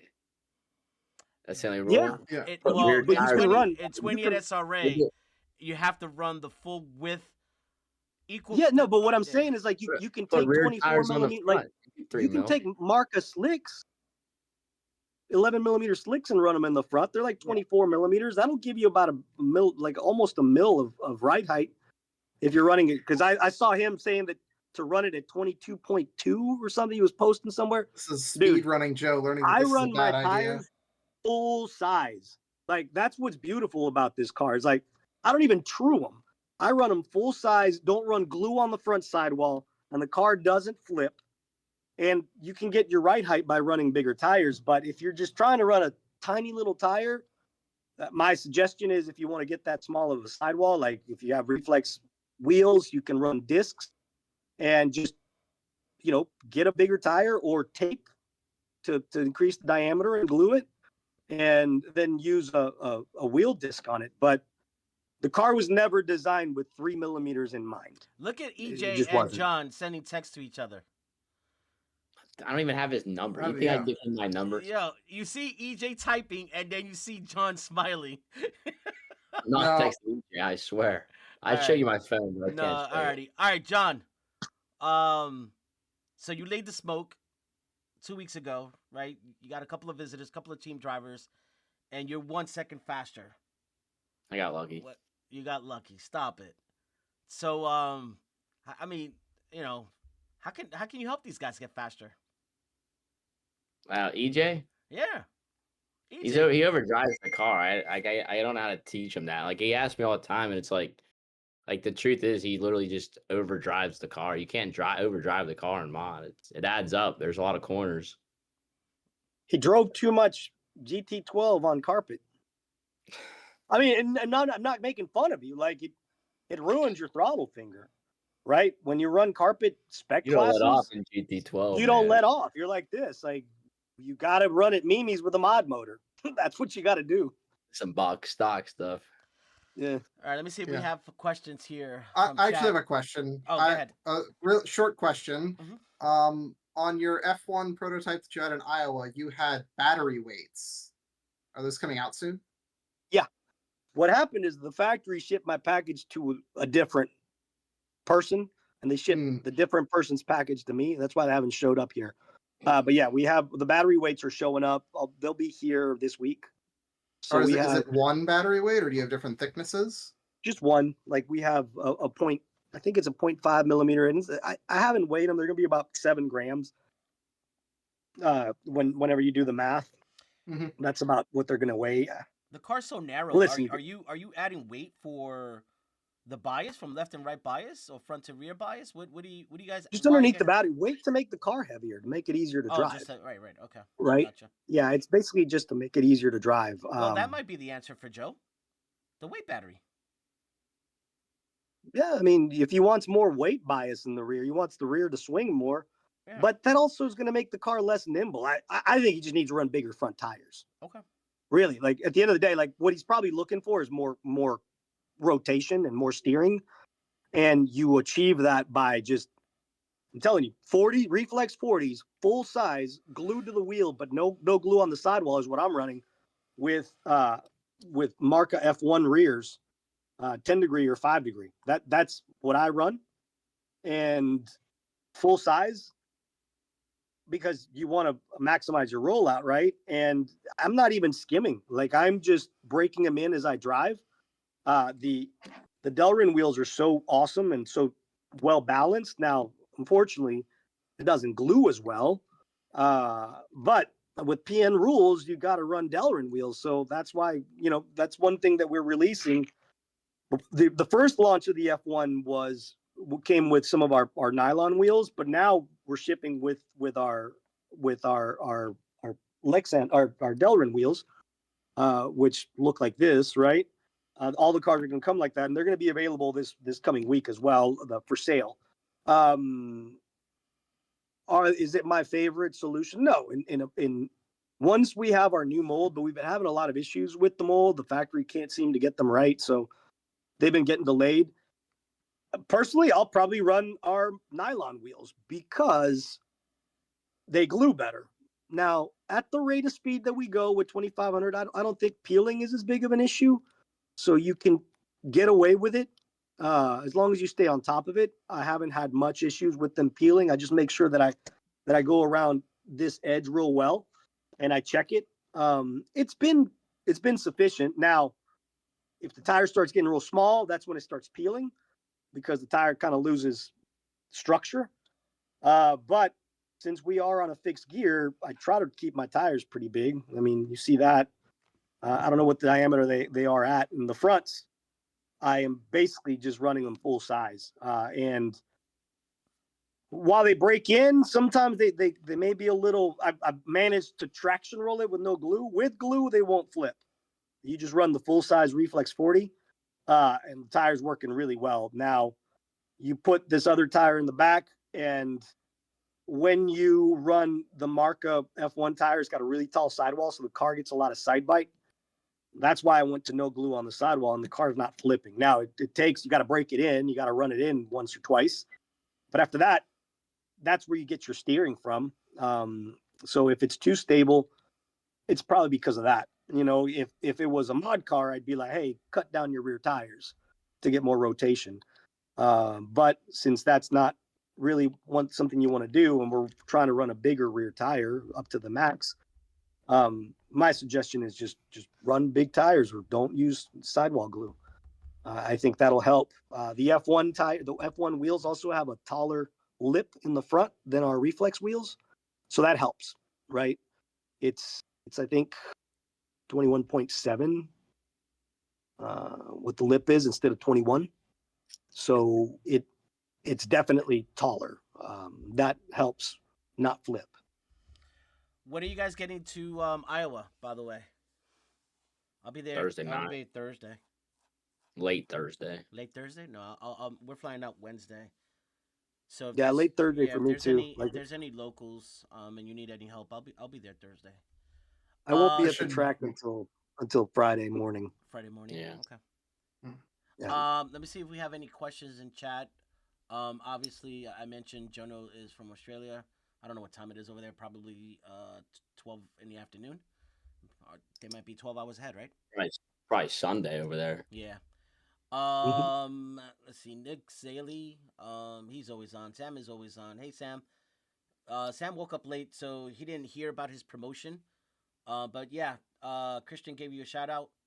He. Hey, it would be nice now that I'm thinking about it. What's up? It'd be, I don't know, like, I think it'd be cool to have, but What's like, up? it's hard to do because like it's a small area. But like, there's nowhere to put like on the cars, like there's nowhere to put weight like next to the servo. What does that Like, mean? On which like- car? Well, like the SE, but like I want to put weight next to the servo, but I can't find anything that will fit there. So like I understand, like even if we can do like a gram or two, We have a plate that Yeah, that contours the servo but I want it farther forward. further But I can't. forward. There's nowhere to. There's not like the new square like 2 gram plates, or they're a little too big. Okay. But like it'd be nice to like somehow, I don't know. I mean, a cube or something, even if it's half the weight to get up there to like, That's fair. I don't know. A Yeah, I think gram's we a can lot, look into but that. Make 1 gram weights, Yeah, half the width. Yeah. it's not a lot of weight, but it's a lot in the scale. You know what I mean? Like, Yeah, you can stack them. You can put 2 and you get 2 grams, and you just one. I think I agree. One's quite a bit. We So, have yeah. K Blue. I think that's Ken Blue from Jersey RC Promo. I'm not sure. But shout outs to him. Nick Zelly says, look forward to seeing you guys next week. Likewise. And who else do we have? We have Soli from Aberdeen is on. Jay Kemp from upstate New York. He's on. Anything else that we need to share with chat, with our viewers, or before we go? Anything else, Christian? Any new tools? I'm thinking. No, man. Like we've been really any tied feedback? up in. Did you get any feedback on the MC1? I'm still playing around with it. The drive frequency feels weird. I'm running 2 now. Feels kind of weird. Like I'm doing back to back. Weird? So, and I'm not sure if it's placebo. So the Hobby Wing sounds different, and like I can't get that same grunt with the MC1. What do you mean sound? Like it's a high pitch. Like a It's little a tone? harmonic. Yeah, it's a tone. Yes. You're not low enough. The lower you go, the higher the tone is. If you go lower than 2K in the reflex bit, it will give you the tone. Okay. I'm But still it's playing like, with it. I mean, it's touchy. Like you're gonna feel it. Okay. I mean, you got to play with it's a combination of obviously your drive frequency and listen, our speed controller is smoother. Same with the punch. You turn the punch all the way up. You got to play with the punch and the drive frequency. I recommend too. You could also do some of the compress, advance the compress, and that'll give you more of that feel that you like. Because I know how you set up your ESC. Just use the compress, turn it up. Okay. Right, the compress will compress. It's like an exponential. I like it at 3500. It is smooth as fuck. So. Yeah. Listen, if you turn up the compress, you turn down the drive frequency to 1,000. I like 2000 because the issue that you have whenever you run it too low is that tone is a vibration from the coil, right? And when the motor gets hot, it vibrates and melts the wires, and then the motor's short. And then a lot of the times that's what happens with like people with the PN motors. When they overtime them, they get them hot, and then their motors are dogs. Same thing happens with the OMG motors. Like, oh, they were fast, now they're slow. Yeah, because you shorted it out internally because you're running too low of a drive frequency. Now, it does have, that's a signature of the MC1. It has more pull, and it's a more progressive throttle feel, but it limits your wheel spin. You can mitigate some of it with lower drive frequency, and you can also do that with a increase in compress and turn the punch up all the way, right? So if what you're looking for is more feel like that, that's where you're gonna find it. Okay. But like if you run it in boosted, like it has so much more boost. Like the boost is much more effective than the hobby wing. I don't know if it's possible, but like it'd be pretty cool if like, you know how there's some 10 scale speedos that you can data log. You know what I'm talking about, Christian? Yeah, the Tekin does it. There is some data logging, but there's not a whole lot because you don't have the extra wire. Yeah, right. It's pretty cool to see data log, like I don't know, like how many amps you're pulling at a certain point. You know what I mean? Like I don't know. Yeah, RPMs. Like I don't think we have the board size to be able to do all that, but you can check the RPM. It does give you RPM. The cool thing is you can plug in with the box while you're sitting on your table and plug it in and check the RPM that the ESCs, the motor's giving you. So like a battery voltage thing. Like, hey, how much battery do I have in 4 minutes? You know what I mean? So I don't dump anymore. No, I think that would be cool, but it's got something to do with the extra wire that they have also. I think the wire may be temperature. But we'll see. We'll ask. I mean, it can't hurt to ask. I mean, if there's more data that we can get out of it, we can talk to the factory and see what they can give us. I know the temperature is the one thing. That's why we have 5 instead of 6, and I think that's the one that we can't get. But in all my findings, right, we get a little extra top speed. You get more RPM out of the motor from our ESC. And for me, I feel like it's more powerful, but it may not have the feel that you're getting, but you may need to play with the compress and the punch. I think we can go down to what's that? I think there's less amp draw as well. Like in mod, at least, like, well, it'll help in stock, but in mod, like, I definitely got more runtime, and I get to change my power package. Like, obviously, grip conditions can change, but like, less amp draw is gonna, like, you're not gonna take as much battery voltage out. It's not like a stock car. You're not gonna fade as much. You know what I'm saying? Yeah, I think that's got a lot to do with the punch, right? The punch. Well, that and the FETs are just better quality. Yeah, they are. Nick Saley's asking, will there ever be an option of smaller handles for the Reflex tools? Smaller handles. We have very few tools left, so we'll make a smaller tool set at some point. Wait, hold on. Do you disagree, John? Yeah, dude. I don't know what he's 2 fingers. Full size wrenches, man. Like, the original ones were bigger. Even I felt like this was a good size, but a lot of guys were like, "Oh, I want them to be smaller." These are too okay. Okay, we're looking into a different tool set as well. Like I want to make something a little bit different. But Sam is asking a question: wheel balancing jig with balance putty? Oh, Sam. So what's the question? Can you come out with one? Can you design one? Screw your tires. Yeah, there's no need for that, man. Screw your tires. You're making them tell heavier. you what we do need. You know what we do need? We need a bearing, like a bearing tool. Yeah, that's for sure. Wait, I don't know what JD means. He says no for JD weight. I don't know what that means. What's JD? EJ, what does that mean? For like the bearing tool, because like there's a lot of people that will take, like, and I'm guilty of it sometimes, we'll take like a 1.5 or like a 1.3 and slap the bearing race, and it's like, dude, you're killing the bearings. So like the bearing tool is, like, it'll definitely help a lot. I agree. I think that's something that we've omitted and probably something that we need to do. I've thought about it before. So yeah. Do you have any more? So remember when I used to run Pro Stock religiously, and I ran our little profile with the GL Rear Motor Pod? Mhm. I have a local who's asking if you may still have like one around or two around for sale. Not really. Like, I mean, we have bits and pieces, but I don't have everything Okay. necessary to put together. I mean, we are working on some MRO4/PN 2.5 MRO3 parts. Okay. We're gonna make some stuff. I've been working on a motor mount and a damper system, so it'll be low CG. It'll be a little bit different, but I already have something in the works. Okay. Um, So with proprietary motor pod and the standard T-bars. Sam is actually giving a suggestion for your small weight in front of the servo. He said you can use balancing putty. They also make Tunson putty too. It doesn't look good. I can't do that. He said it doesn't look good. Wow. I couldn't do it. I can't, dude. I can't. I thought about that. You're can't just do as it. bad as Dustin Richards. I can't. You ever see Dustin's pit area? Nothing Yeah, is out I of place. thought Everything's about so it. organized. Have you tried like maybe scoring the 2-gram one and cutting it? Yeah, I even Really? tried using a diamond cutoff wheel. It's so hard. I can't do it. It's It's carbide is hard. small. Yeah, it's hard and it's too small to hold, and I seen a finger coming off, so I just stopped.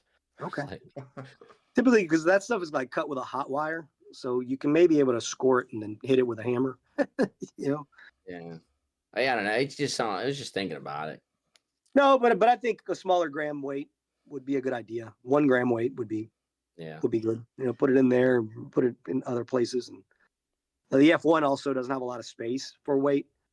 Like I have the weight sitting on my right here vertically. That and like I don't know how you would do it. I was trying to figure out how to do it. I don't even know how you would do it. So you know, in like the first generation SE, you had like the little tabs that come up for the battery. Yeah. Mhm. And then you put the band over. It'd be cool if there's like some way you could.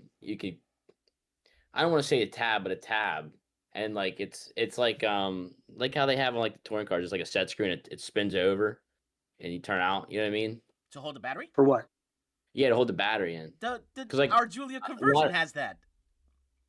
Oh, I've never Yeah. seen one of those. Yeah. Christian already made that But for the like, Julia conversion.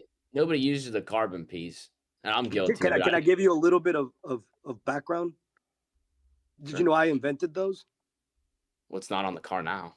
No, like, but I was the first one to put them on a touring car, Really? like fucking 15 years ago. Yeah. It'd be pretty odd if you could figure it. I was trying to. I have a couple of things to my credit. Atomic was talking about that V-Link from Phoenix. It wasn't Phoenix. It's an 80s. It's an 80s style suspension. Phoenix actually copied it from the F1 that I beat their butts at the Nationals here in Texas on the asphalt mats. And the reason why I did it is because there was this really cool Pro 10 pan car called the VIP Vorlon. They ran in Germany and they ran those Pro 10s, man. And they ran them like 4.5s. They were like doing like 85, 90 miles an hour. The And 235 millimeters? it had double A arm and had a V-Link and it would just whoop everybody, right? So I tried it on the F1 and it was phenomenal. Like I had a double A arm V-Link F1. I think it was the 16 Nats that I won. It wasn't a whole lot of people, but there was a guy that was running the Phoenix car or the Phoenix car. And that got back to over there, how good that was. And then not 6 months later, they started making the V-Link stuff. But that idea was, they used to make those rear suspensions in the 80s for 12 skill because they ran asphalt foam and there wasn't a lot of grip. Yep. So I integrated. I even made a 12 skill with that suspension, but we ran it on asphalt and it was pretty good. But that's a cool looking car. Yep. I like that car. We have a question. To the battery holder. What do you think? What's that? Back to battery holders. Yeah, it'd be pretty dialed. It's a battery brace. It's not really a battery holder. But hold on 1 second. Like the battery holder but the thing is that we're raising the center of gravity. We're putting weight up high. Just use a piece of plastic. plastic. Not even like no. He's talking be about able the little carbon winglet. No, get rid of that. Okay. Like that's essentially the same thing. Yeah, but it's not as cool. You could go off like the tweak rate. You know what I mean? Okay, hold on. I have Sorry, you don't even someone, use it. So someone. No, that's why I was right like, now the battery's held. You don't even need to use it because you can just hold the battery in by the tower. That holds the battery in That's place. how I do it. Yeah, that's how I do it. yeah, but You don't even need to run that other part. Huh? It would What's slide that? backward. It could slide back like a mill. Yeah, but we also Well, have two holes. You put you stoppers. gotta run the body lock clip. Yeah. You're probably not running it. Body lock clip? Yeah, the body lock plate for plastic bodies. Nah. Oh, I don't have that. I Nah. don't even. Well, Don't use that. No. Or you can the put 2 holes. screws in the Yeah, back. and Where you put instead of using stoppers. that, you just use 2 screws, 2 I want flathead the brace, screws. man. I want one of those braces. I'm not going to integrate that into the chassis because that means I got to add No, I'm just material to saying the I don't even sides. have one of those. I'll put that on. If that's like mine slides back is the issue. Well, then you got to you can put screws. There's 2 screw holes there in the back that you can It's just not put as full as screws. carbon knows. brace. Listen to me, just guys, quiet. You can put 2 screws where those lock plate goes, and that keeps the battery from sliding forward or back. Or on that tower that you got right there, it's got a screw hole right there in the middle of it where you can put a screw, which will push the battery back as well. Christian, so you got things to locate the battery. Don't let so him that it fool doesn't you. move. He saw it on my car and said, Sam, you don't want to do that because then the battery won't move freely. He knows exactly what we're talking about. Don't I'm let him fool you. lost. I'm talking about battery hold downs, and I'm getting prosecuted over You're here. not getting No, prosecuted. because you're saying the battery, No, I the didn't. one I that we have genuinely doesn't didn't work. know. I didn't know that the carbon brace takes up that slop. I never knew that. Yeah. Well, the carbon brace doesn't take up the slop. It just it prevents it from doing this. Yeah, right? that's what I know. So But I didn't know that's why that brace is there, right? And it's the same idea. It's a tab, right? The reason why I don't do it on the sides is because if I do it on the sides, I got to move the links out and I got to build material here. And then not only do I have to build material, but that adds weight, right? Higher. And then I got to put something on top of here. Where here, the weight is in the center of the car, right? So there's let me see that performance brace. reason for it. What's that? Let me see the brace. The hard body brace. It's right here. The body lock clip. See, I don't have one of those. Yeah. Well, you don't need to use that. There's 2 screw holes that go this way, right? Yeah, that hold that clip in, and you can just put the screws in there, and the screws will keep it from moving back and forth. Let me text EJ. Hold on 1 second. I think the carbon fiber looks cooler. Well, you can just use the carbon fiber lock forward though. So that's why our viewers have more questions. We have a question. So Joe Chen brought some prototype hard bodies to Pittsburgh. Any ETA? How's that project coming along? That's a rad body project, man. I mean, they're ready when they're ready. Yep. We're trying to get it ready for the PN World Cup. Like that's the ultimate goal is that body should be ready in time for PNWC. What do they need? They need 30 days in homologation, 30 days available to the consumer, and Philip will usually allow us to run it if we have it available at the event. So if we can have it there, ready to sell, I mean, he'll make an exception. Okay. I don't want to speak, but that's how it has been in the past. Whenever we've had anything or any event, what we try to do is sometimes you can circumvent that by saying, "Hey guys, I brought these. If I make them available to everybody here, and often we've given them out, will you let us run them?" And they've said yes. I don't think we're going to give out the bodies at the World Cup. The goal is to have it before. But we are almost in August, September, October. We got 3 months. I don't know if it'll make it. I hope it would. Yeah. It's November 6th, so you have 2.5 months. No, we got all August, all of September, all of October. 3 months. Yeah. Facts. Sorry. EJ, you're kind of quiet today. What's going on?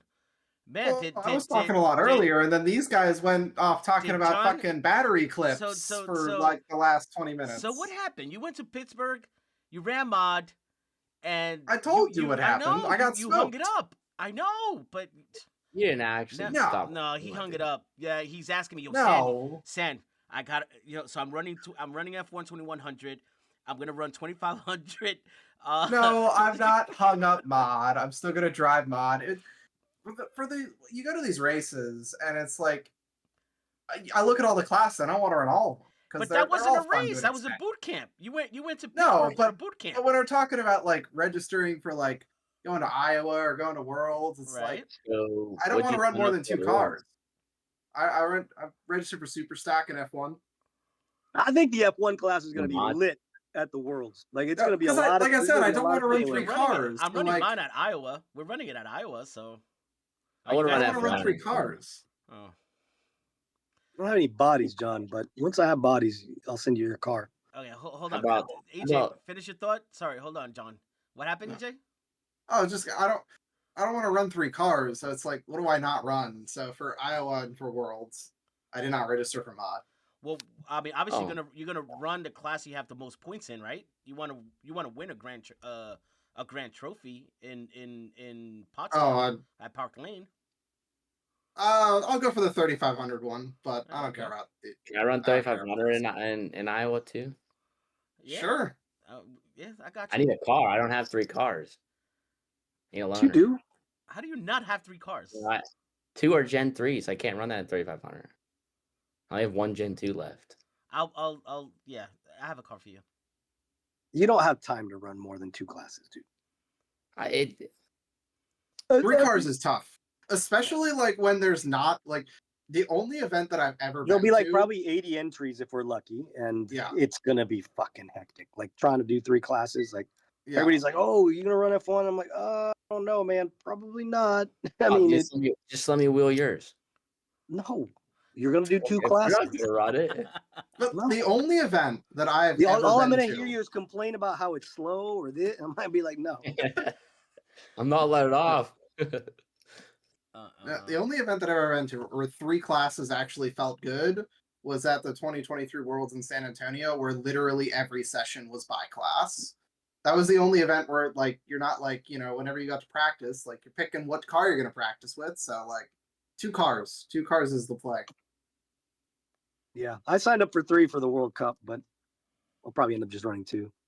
I did F1, GTLM, and Mod GT because it's my favorite class. But we'll Mod see. GT is a ton of fun.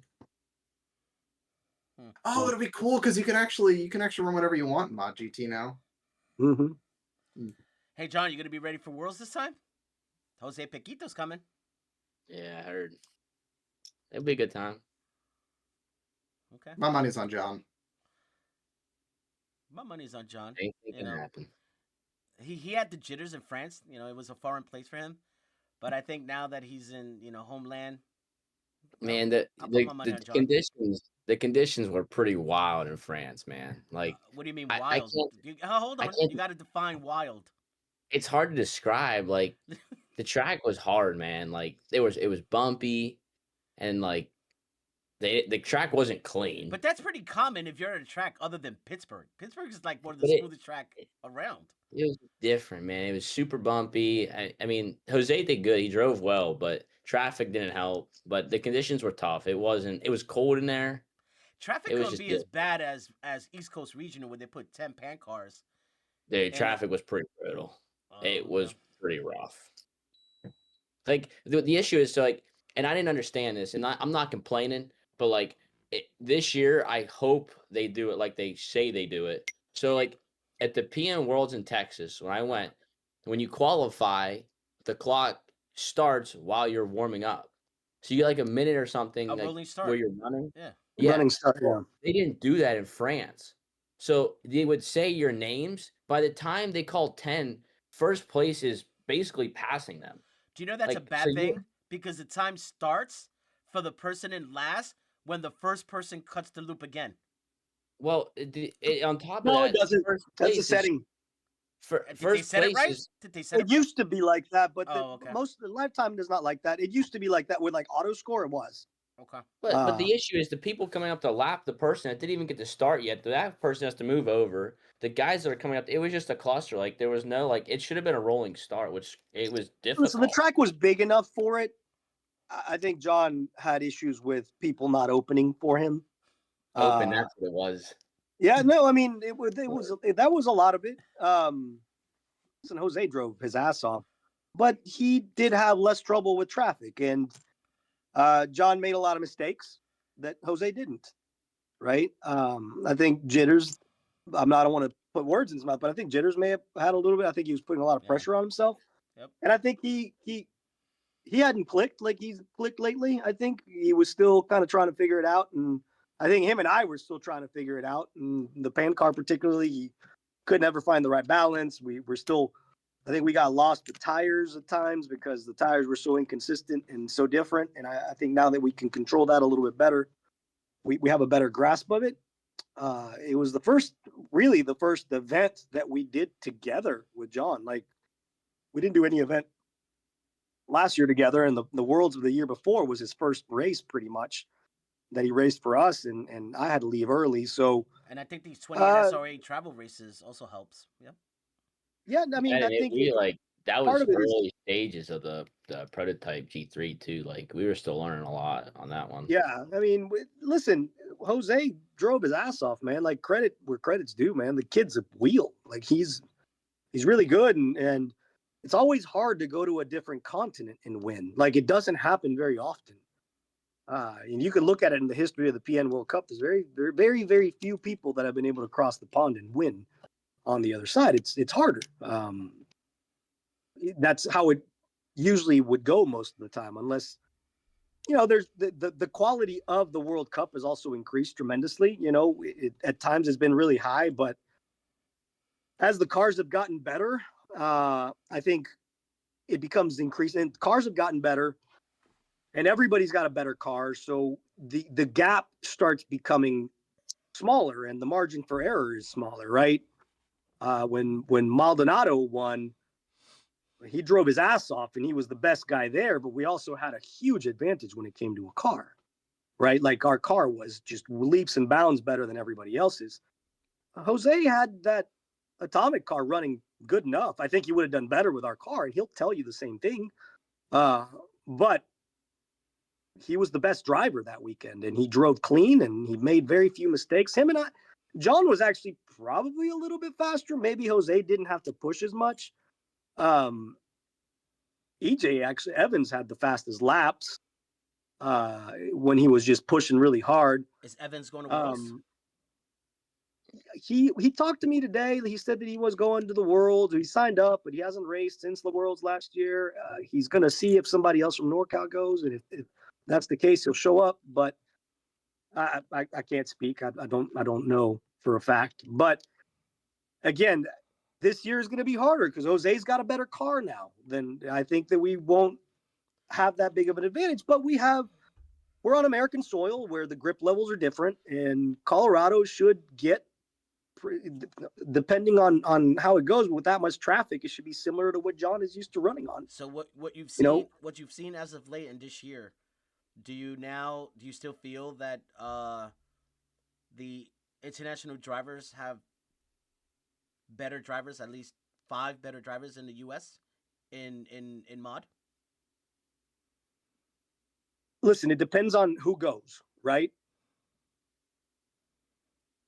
The top guys, like, I mean, if you're asking me to rank them, right? Like, you got Mathieu, you got Tomas, and Mathieu, I think, is going to be running Xbility, so he'll be fast, right?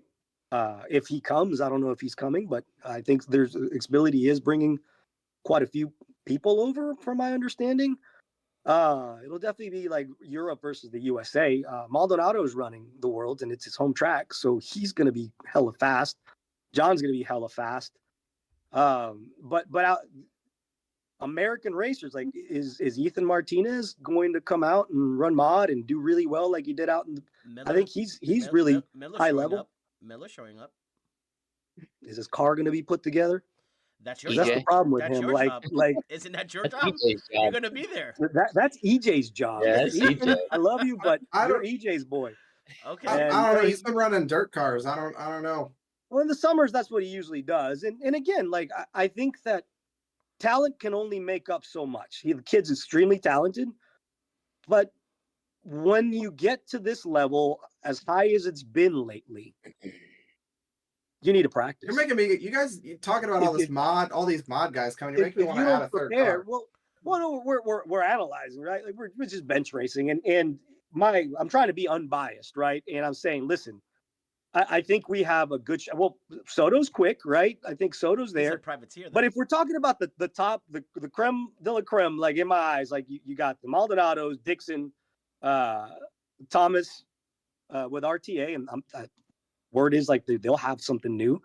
Uh, he's always super experienced. I think that he's going to be a worthy competitor. Does he have the all-out apex speed that John has? No, I don't think anybody does. Right? Like I believe John's the fastest. I believe our car is the fastest. But that's not always what wins, right? Like Bruno took quite a bit to win his first Worlds, right? Like the Worlds is the hardest race to win because sometimes things just kind of have to break your way. You know, John went through a bad luck streak where he was the fastest and he wasn't winning, right? So I think Jose is right there speed wise, and I haven't seen him run with his car, but I know he's going to be fast with it. He designed that car, so he built the car for him. That's going to make him really fast and really dangerous. Now the challenge is he's coming over. Speaking of American drivers, right? You mentioned Alex Soto. Brandon Rose is fast. Yeah, Brandon's super quick. Yeah. I don't know that the MWX is there yet in mod. Like it's very fast in stock, but I still think that he's at a disadvantage in modified right now. I'm sure that they'll figure it out. Marcus is smart and he's a good mechanic, and that car's moving in stock. I mean, he's competing for everything in super stock, and that's no fluke. That car works. I think that they're still a little bit behind in John would have, based on my educated observation, I think John would have been substantially faster than the guys that were there in Tampa. Like, look at Dustin, which is not a slight on him. He's gotten way better. And with that car, like, Dustin almost won. And which is a proofs in the pudding. He wasn't slow. Like, he was faster than those guys. Like, I think Dustin was the quickest guy there, which is a testament to his hard work because he's improved so much. I think he'll be in the mix. You know, he's got a puncher's chance. What about Jose Martinez? He's coming up to Worlds. Martinez is quick in pan car. He's going to be tough to beat. He's always hard. And last I heard, Puerto Rico is U.S. territory, so he qualifies as an American driver. He's right? one of our factory team guys, right? Like Jose is one of my dudes. Like, so now in Europe, like you have what's the name of that kid? Guillaume is super fast and he's getting faster. Verdon Samuel is now going Xbility. He's going to be quick. I don't know if they're coming. I heard through somebody that they may be, but he's quick, right? The thing about it was that last year in Europe, like the group was packed really tightly together. Cham's really fast. I think that our top 2-3 guys are quick, but then there was a big drop.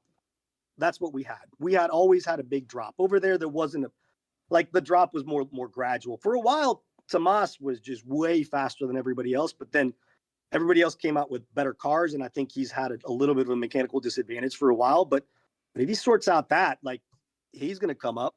You know, he's going to be in competition. Man, bump that. My money's on EJ. EJC in the house. He's going to take it all. He's not even signed up for mod. He's not even signed up for mod. But EJ is in that group. However, like, I think there's been separation, right? And you even look at it like at ETS. Like at ETS, right now it seems to be like it's Mike Orlowski and then everybody else, right? Like he seems to be winning everything. I think Bruno went on that run. Before that, it was Ronald. There's always one guy that has that opportunity. I believe that person is John, right? And it is not a slight on anybody else that races for us. I know that Maldonado there is going to be ballistic. You know, I think he's going to be super fast, and he's going to be probably the person that people are chasing. I mean, if we're honest, like you think about it, like he's going to have that. And the thing is, he doesn't race habitually, like, and he's not doing the circuit, so you never know what is going to come from that, right? But if there's somebody that has home cooking and home track advantage, it's him. My money's on East Coast, just like I told Alex Soto in Tampa. We have a rivalry. Maldonado's going to take second. John's going to take first. Man, I'd be floored if it would happen either way or one way or the other. But, dude, listen. You heard it here. We're coming out guns blazing with the G3, and Michael's going to be on a G3 as well. So we got John, Michael, I think Jose. Martinez is going to be super fast. Martinez is always more of a threat, I think, in Pancar than in GT. He always seems to struggle with the GT. That's because he's running a Catfish. Can you please have him run a Mako or something else? Man, I've been running the Catfish in 3500 GT as well. Yeah, like this new version works, of the Catfish is good. I don't know. The new version of the Catfish, I think, is something we got in our back pocket that we haven't really I like it. used much, but it's good. Yeah, I think it'll be good, and I think it's something that John needs to play around with as well and try it if you haven't. I think the Mako is still like the gold standard, right? Yeah, but Martinez doesn't run it. Jose, I mean, Martinez, not Ethan Martinez. I think he's run both, right? So I don't know, man. Like he had a Mako at that Parkland race. This year there's going to be a lot of talent. There's going to be a lot of American talent, and it depends on how many Europeans fly. Like, right, last year we were on their home turf, and what I saw was a really developed high-end group of racers. In the U.S., there was always like the really developed, and then there was a big gap. But I think over the last year, the racing has developed, particularly in the East Coast. Like, you guys are quick, right? Like, you guys race almost every weekend, and there's fast guys up and down that Jersey shore to New York, and there's some of the guys up a little bit further north, and John obviously out to the west of you guys. I think it'll be interesting. This year we'll probably have more Americans in the mains, right? It's going to be home turf, and there's going to be a lot more Americans. Last year we didn't, Did Corey EJ Evans hadn't raced. Mod? What's that? Corey Bosworth, What's that? Did he run mod? Corey. I don't even know if he's going to race. Okay. I don't think Corey's been doing any mini Z because his place, Pikes Peak Arena, doesn't do 128 scale anymore. I'd heard that it was closing. I don't know if that's still the case. But, that's what I heard too. But they were doing off road, 10 scale off road. Gotcha. So there's a lot of guys coming out from the West Coast, from LA, from my understanding. Also, there was, I don't know if a lot, but there was quite a few of them that were interested in coming out.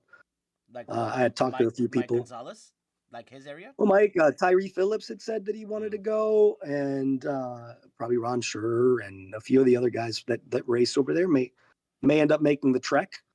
So I think we'll have a really good race. I was pleasantly surprised at the fact that it sold out so quickly. I wasn't expecting so many people traveling, but I guess I was wrong, and I'm glad that I'm wrong. I'm excited that it's going to be a packed house and that we're going to have deep fields. My understanding is there's not a lot of Europeans coming.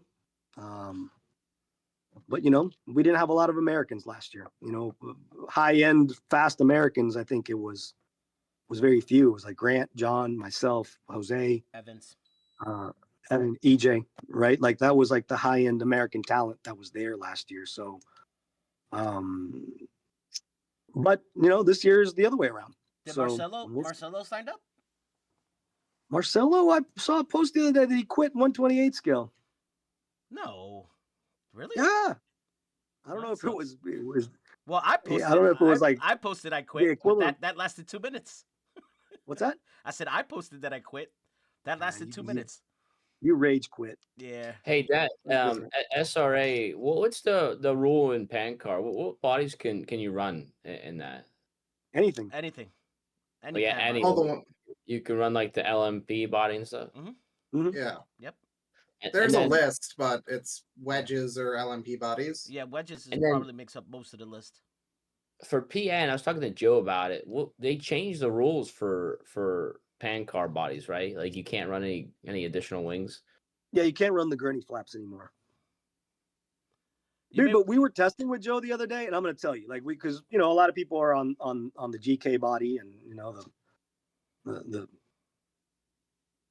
we tested, and I think one of the things that you and I have been doing is we've been mounting the skillet a little too far forward. Yeah, that's what he was saying. Yeah, because I put it on, the car was incredible.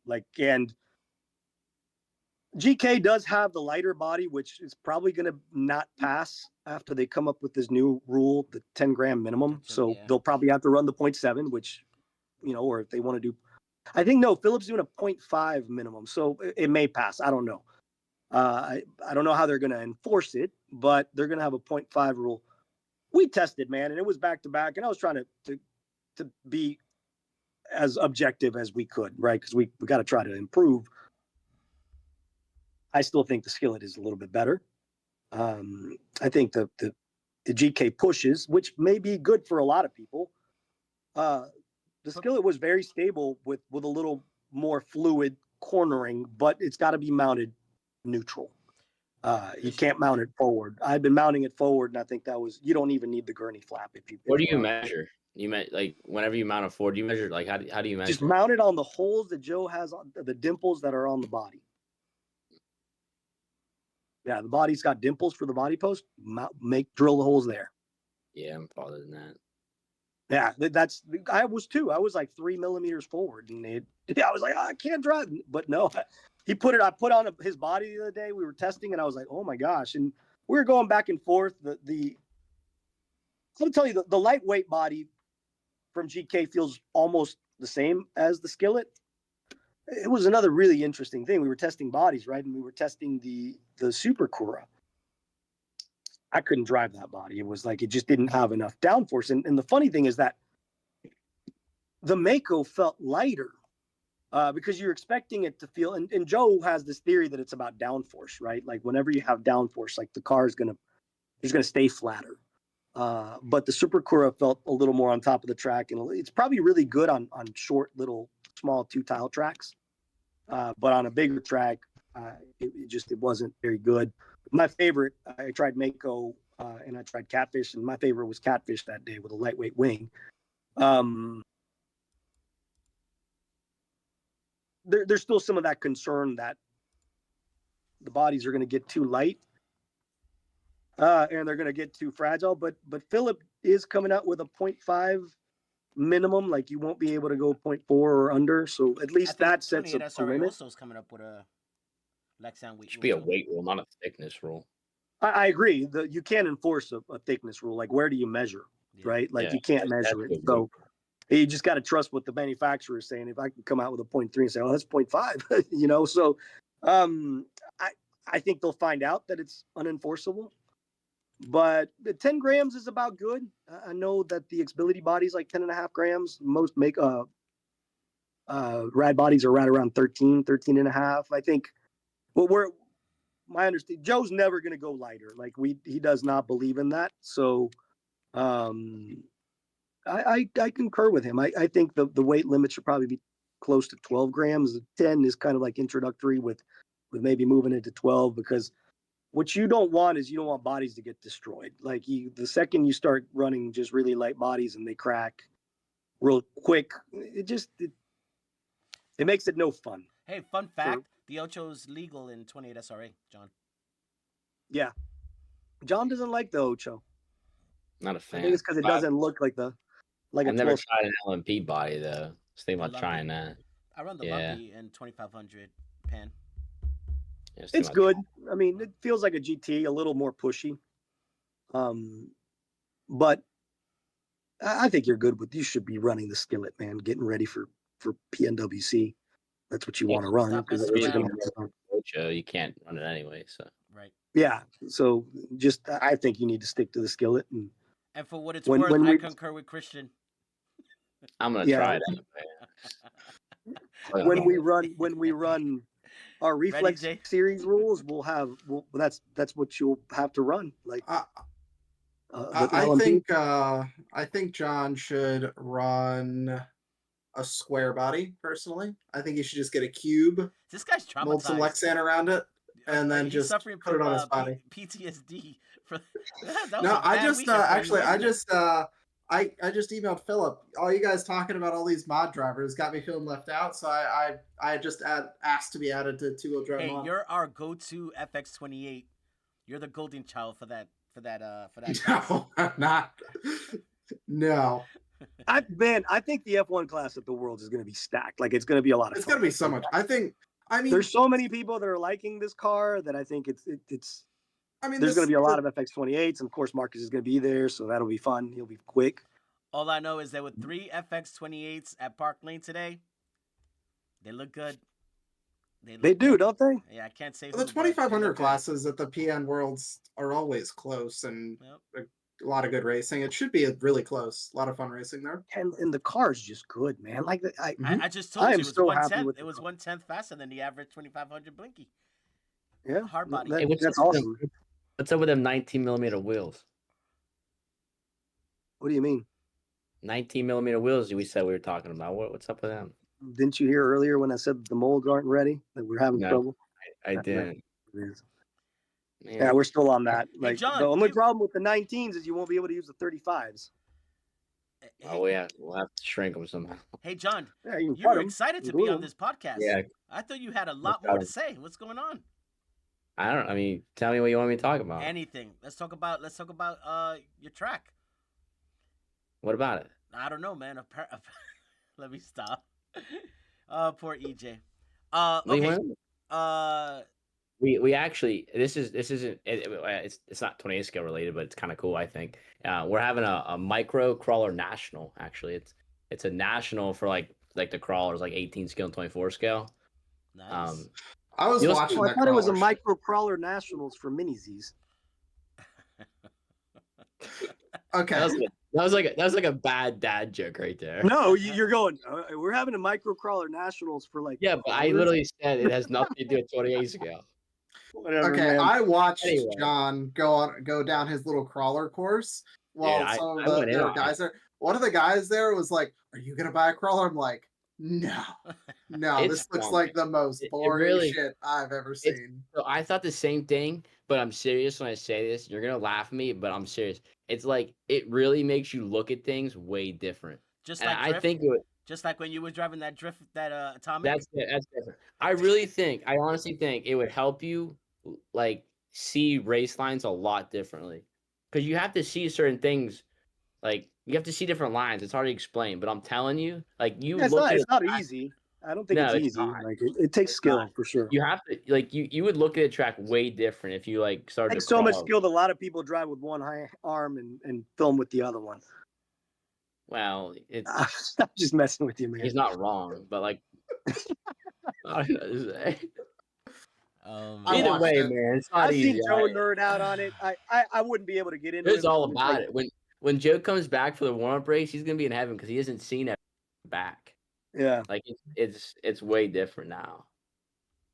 Now, next time we're all at Dixon's track, we're gonna have to all race Groms. Did you do the That'll John? be some fun shit. John, last week did you do the teams Grom race? Like we did when we Nah. were there?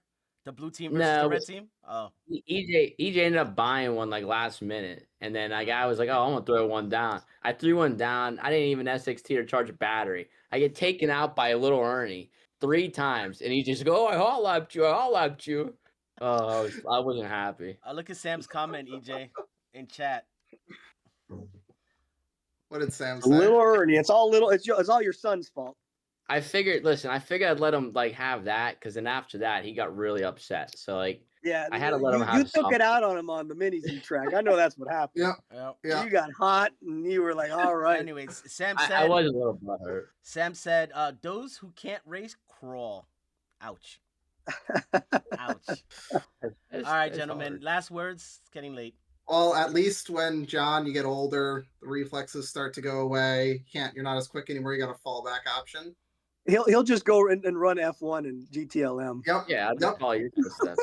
Yep. There you go. All right, last chance for questions for Dickson, EJ, or And then I'll go run box stock. You can Oh, have God, that stop one. You'll get to run the Lifey car. The LM. Oh, yeah, I that'll be can't wait perfect. for- yeah, That'll be I can't wait perfect. for that. That's gonna be awesome. That's gonna be like I'll- the biggest one. I'll let It is my gonna be the facial hair biggest grow class. out so all the I hope gray it's hairs like show. Flash, man. I really have like high hopes for something like that to where people can have fun with. But just real quick, Christian, it's gonna be hard if there's gonna be other third party manufacturers. That's gonna. We'll see how it And develops, you need a man. spec tire though. It's what I'm saying. Without a And spec tire, chances it's are, gonna- like, man, like chances are that it may not even take off, or chances are that it does, and maybe other gonna take manufacturers off. will want to jump in. Maybe they don't. Like my whole point is I want to be inclusive of others. That if they want to play within the rules and they want to build a car based on this set of rules, Like we're not going to be putting FX28s and MWXF1s in that class, right? Like this is going to be a T-bar class. Yes, but we know tires make a huge difference in performance. Yeah, but I mean, there can be a selection of tires. I mean, we're a manufacturer. Tamiya does that with TCS. We're like, hey, you got to run Reflex tires, right? That's not an issue. I mean, it's hard to tell which tire in the front. It's pretty hard. Treads, yes. Front tires is kind of hard to tell. Again, we can color them like what we discussed. I mean, that's not an issue. I don't see that as a make or break thing. The cars are going so slow, man. They're going to be much slower. I don't think that's as big of an issue as it's not a class for you to run in it, Sam. No, I'm promoting it. It's a class like beginners. I wasn't gonna run it, like Christian. Kids, I was gonna promote and like it. old sparks to run in, right? Like so, if you're gonna go in there and ruin it by fucking putting layers of tape and looking at. No, that's not the idea. Right? Like if you run in that class, like I'm picking you off the team. I'm like, you're done. I'm legit. Right? Like you're going to have to run. No, so last thing, right? Like the idea is like, so we have this Reflex series at some point, right? And the rule is you get to run 2 classes. But those 2 classes, one of them has to be F1 or LM 28. Like then the other 2 classes are like RX 28 type, 98 millimeter classes. And you'll have a hard body. And then you'll have a Lexan class. The Lexan class will have an LMP body. So, from any manufacturer, but the LMP body will be something like 3,500 boosted. This series is lipos only. Well, lipo for the only class that's going to be lifey is the LM, right? Because the idea is that's the entry. Okay, maybe I asked the wrong question. AAAs are not going to be a class. They're not a part of our series. Gotcha, we're not like. Right. Because the idea is this is a special event that your club does maybe once a month, once every 6 weeks. We have a couple of events, kind of like a TCS type thing, where we will welcome other manufacturers. But the idea is we have 4 classes total. That's it. We have F1. We have LM. LM will have lifey batteries. We'll have 2,500 hard body and then 3,500 boosted Lexan LMP style bodies, right? That's it. Everything is going to have to look kind of scale. Like the discretion of the bodies is what I say looks like a real car. So headlights, gets to go. So probably no Jomarimas, maybe. Like maybe. It just depends. Like that's in the air. Yep. The main area of focus is going to be the F1 and the LM class. Like we want to focus on the hobby classes, on the scale looks. Like we'll have different type of format qualifying. The bigger trophies are going to be for those classes, but let's say you want to go to that race or you want to participate. Kate, you run 2 classes. One of them has to be LM, the other one has or F1, and the other one can be one of the other 2. But you can't run like the 2 RX28 classes or the 2 115 millimeter classes. Like you got to pick. The idea is that the pros will run F1, right, with like a 2,500. 14 tooth maybe instead of making it 12. Maybe we'll do 14 tooth or something or maybe open gearing is what I've also thought about so that people can kind of gear with a maximum of 16 tooth, whatever, right? With a spec motor of some sort, and then the LM class, kind of the same rules, but with a lifey battery. We can do spec tires if that's the case, but the idea is that it's going to be a class. That's going to be the class for the hobbyists, for the beginners, for the guys that are not. Now, the fast guys are going to have to be in F1, and then they can choose. Hey, I want to run hard body, or I want to run Lexan, right? And the fast guys, the pros that run mod, hey, you'll have to run 3,500 boosted. Is it as fast as mod? No, but it's not. The point of this is not to compete with SRA or PN. The point of this is doing something more grassroots and develop.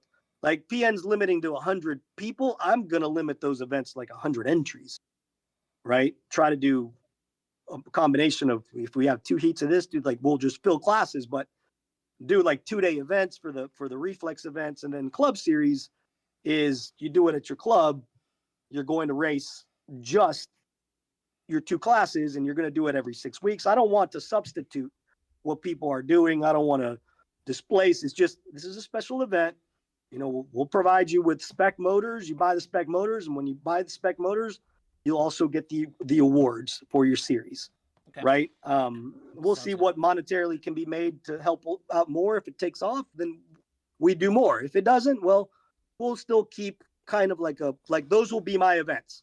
I'll have maybe 2, maybe 3 events a year. Maybe we'll do one at Enzo's, one at John's, one at HRC, one at Super G Drift.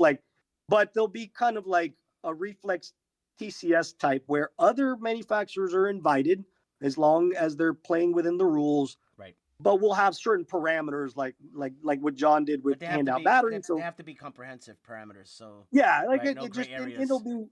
it'll be yeah. But the focus is scale looks, reasonable speeds, and having fun. Like that's what I want out of it.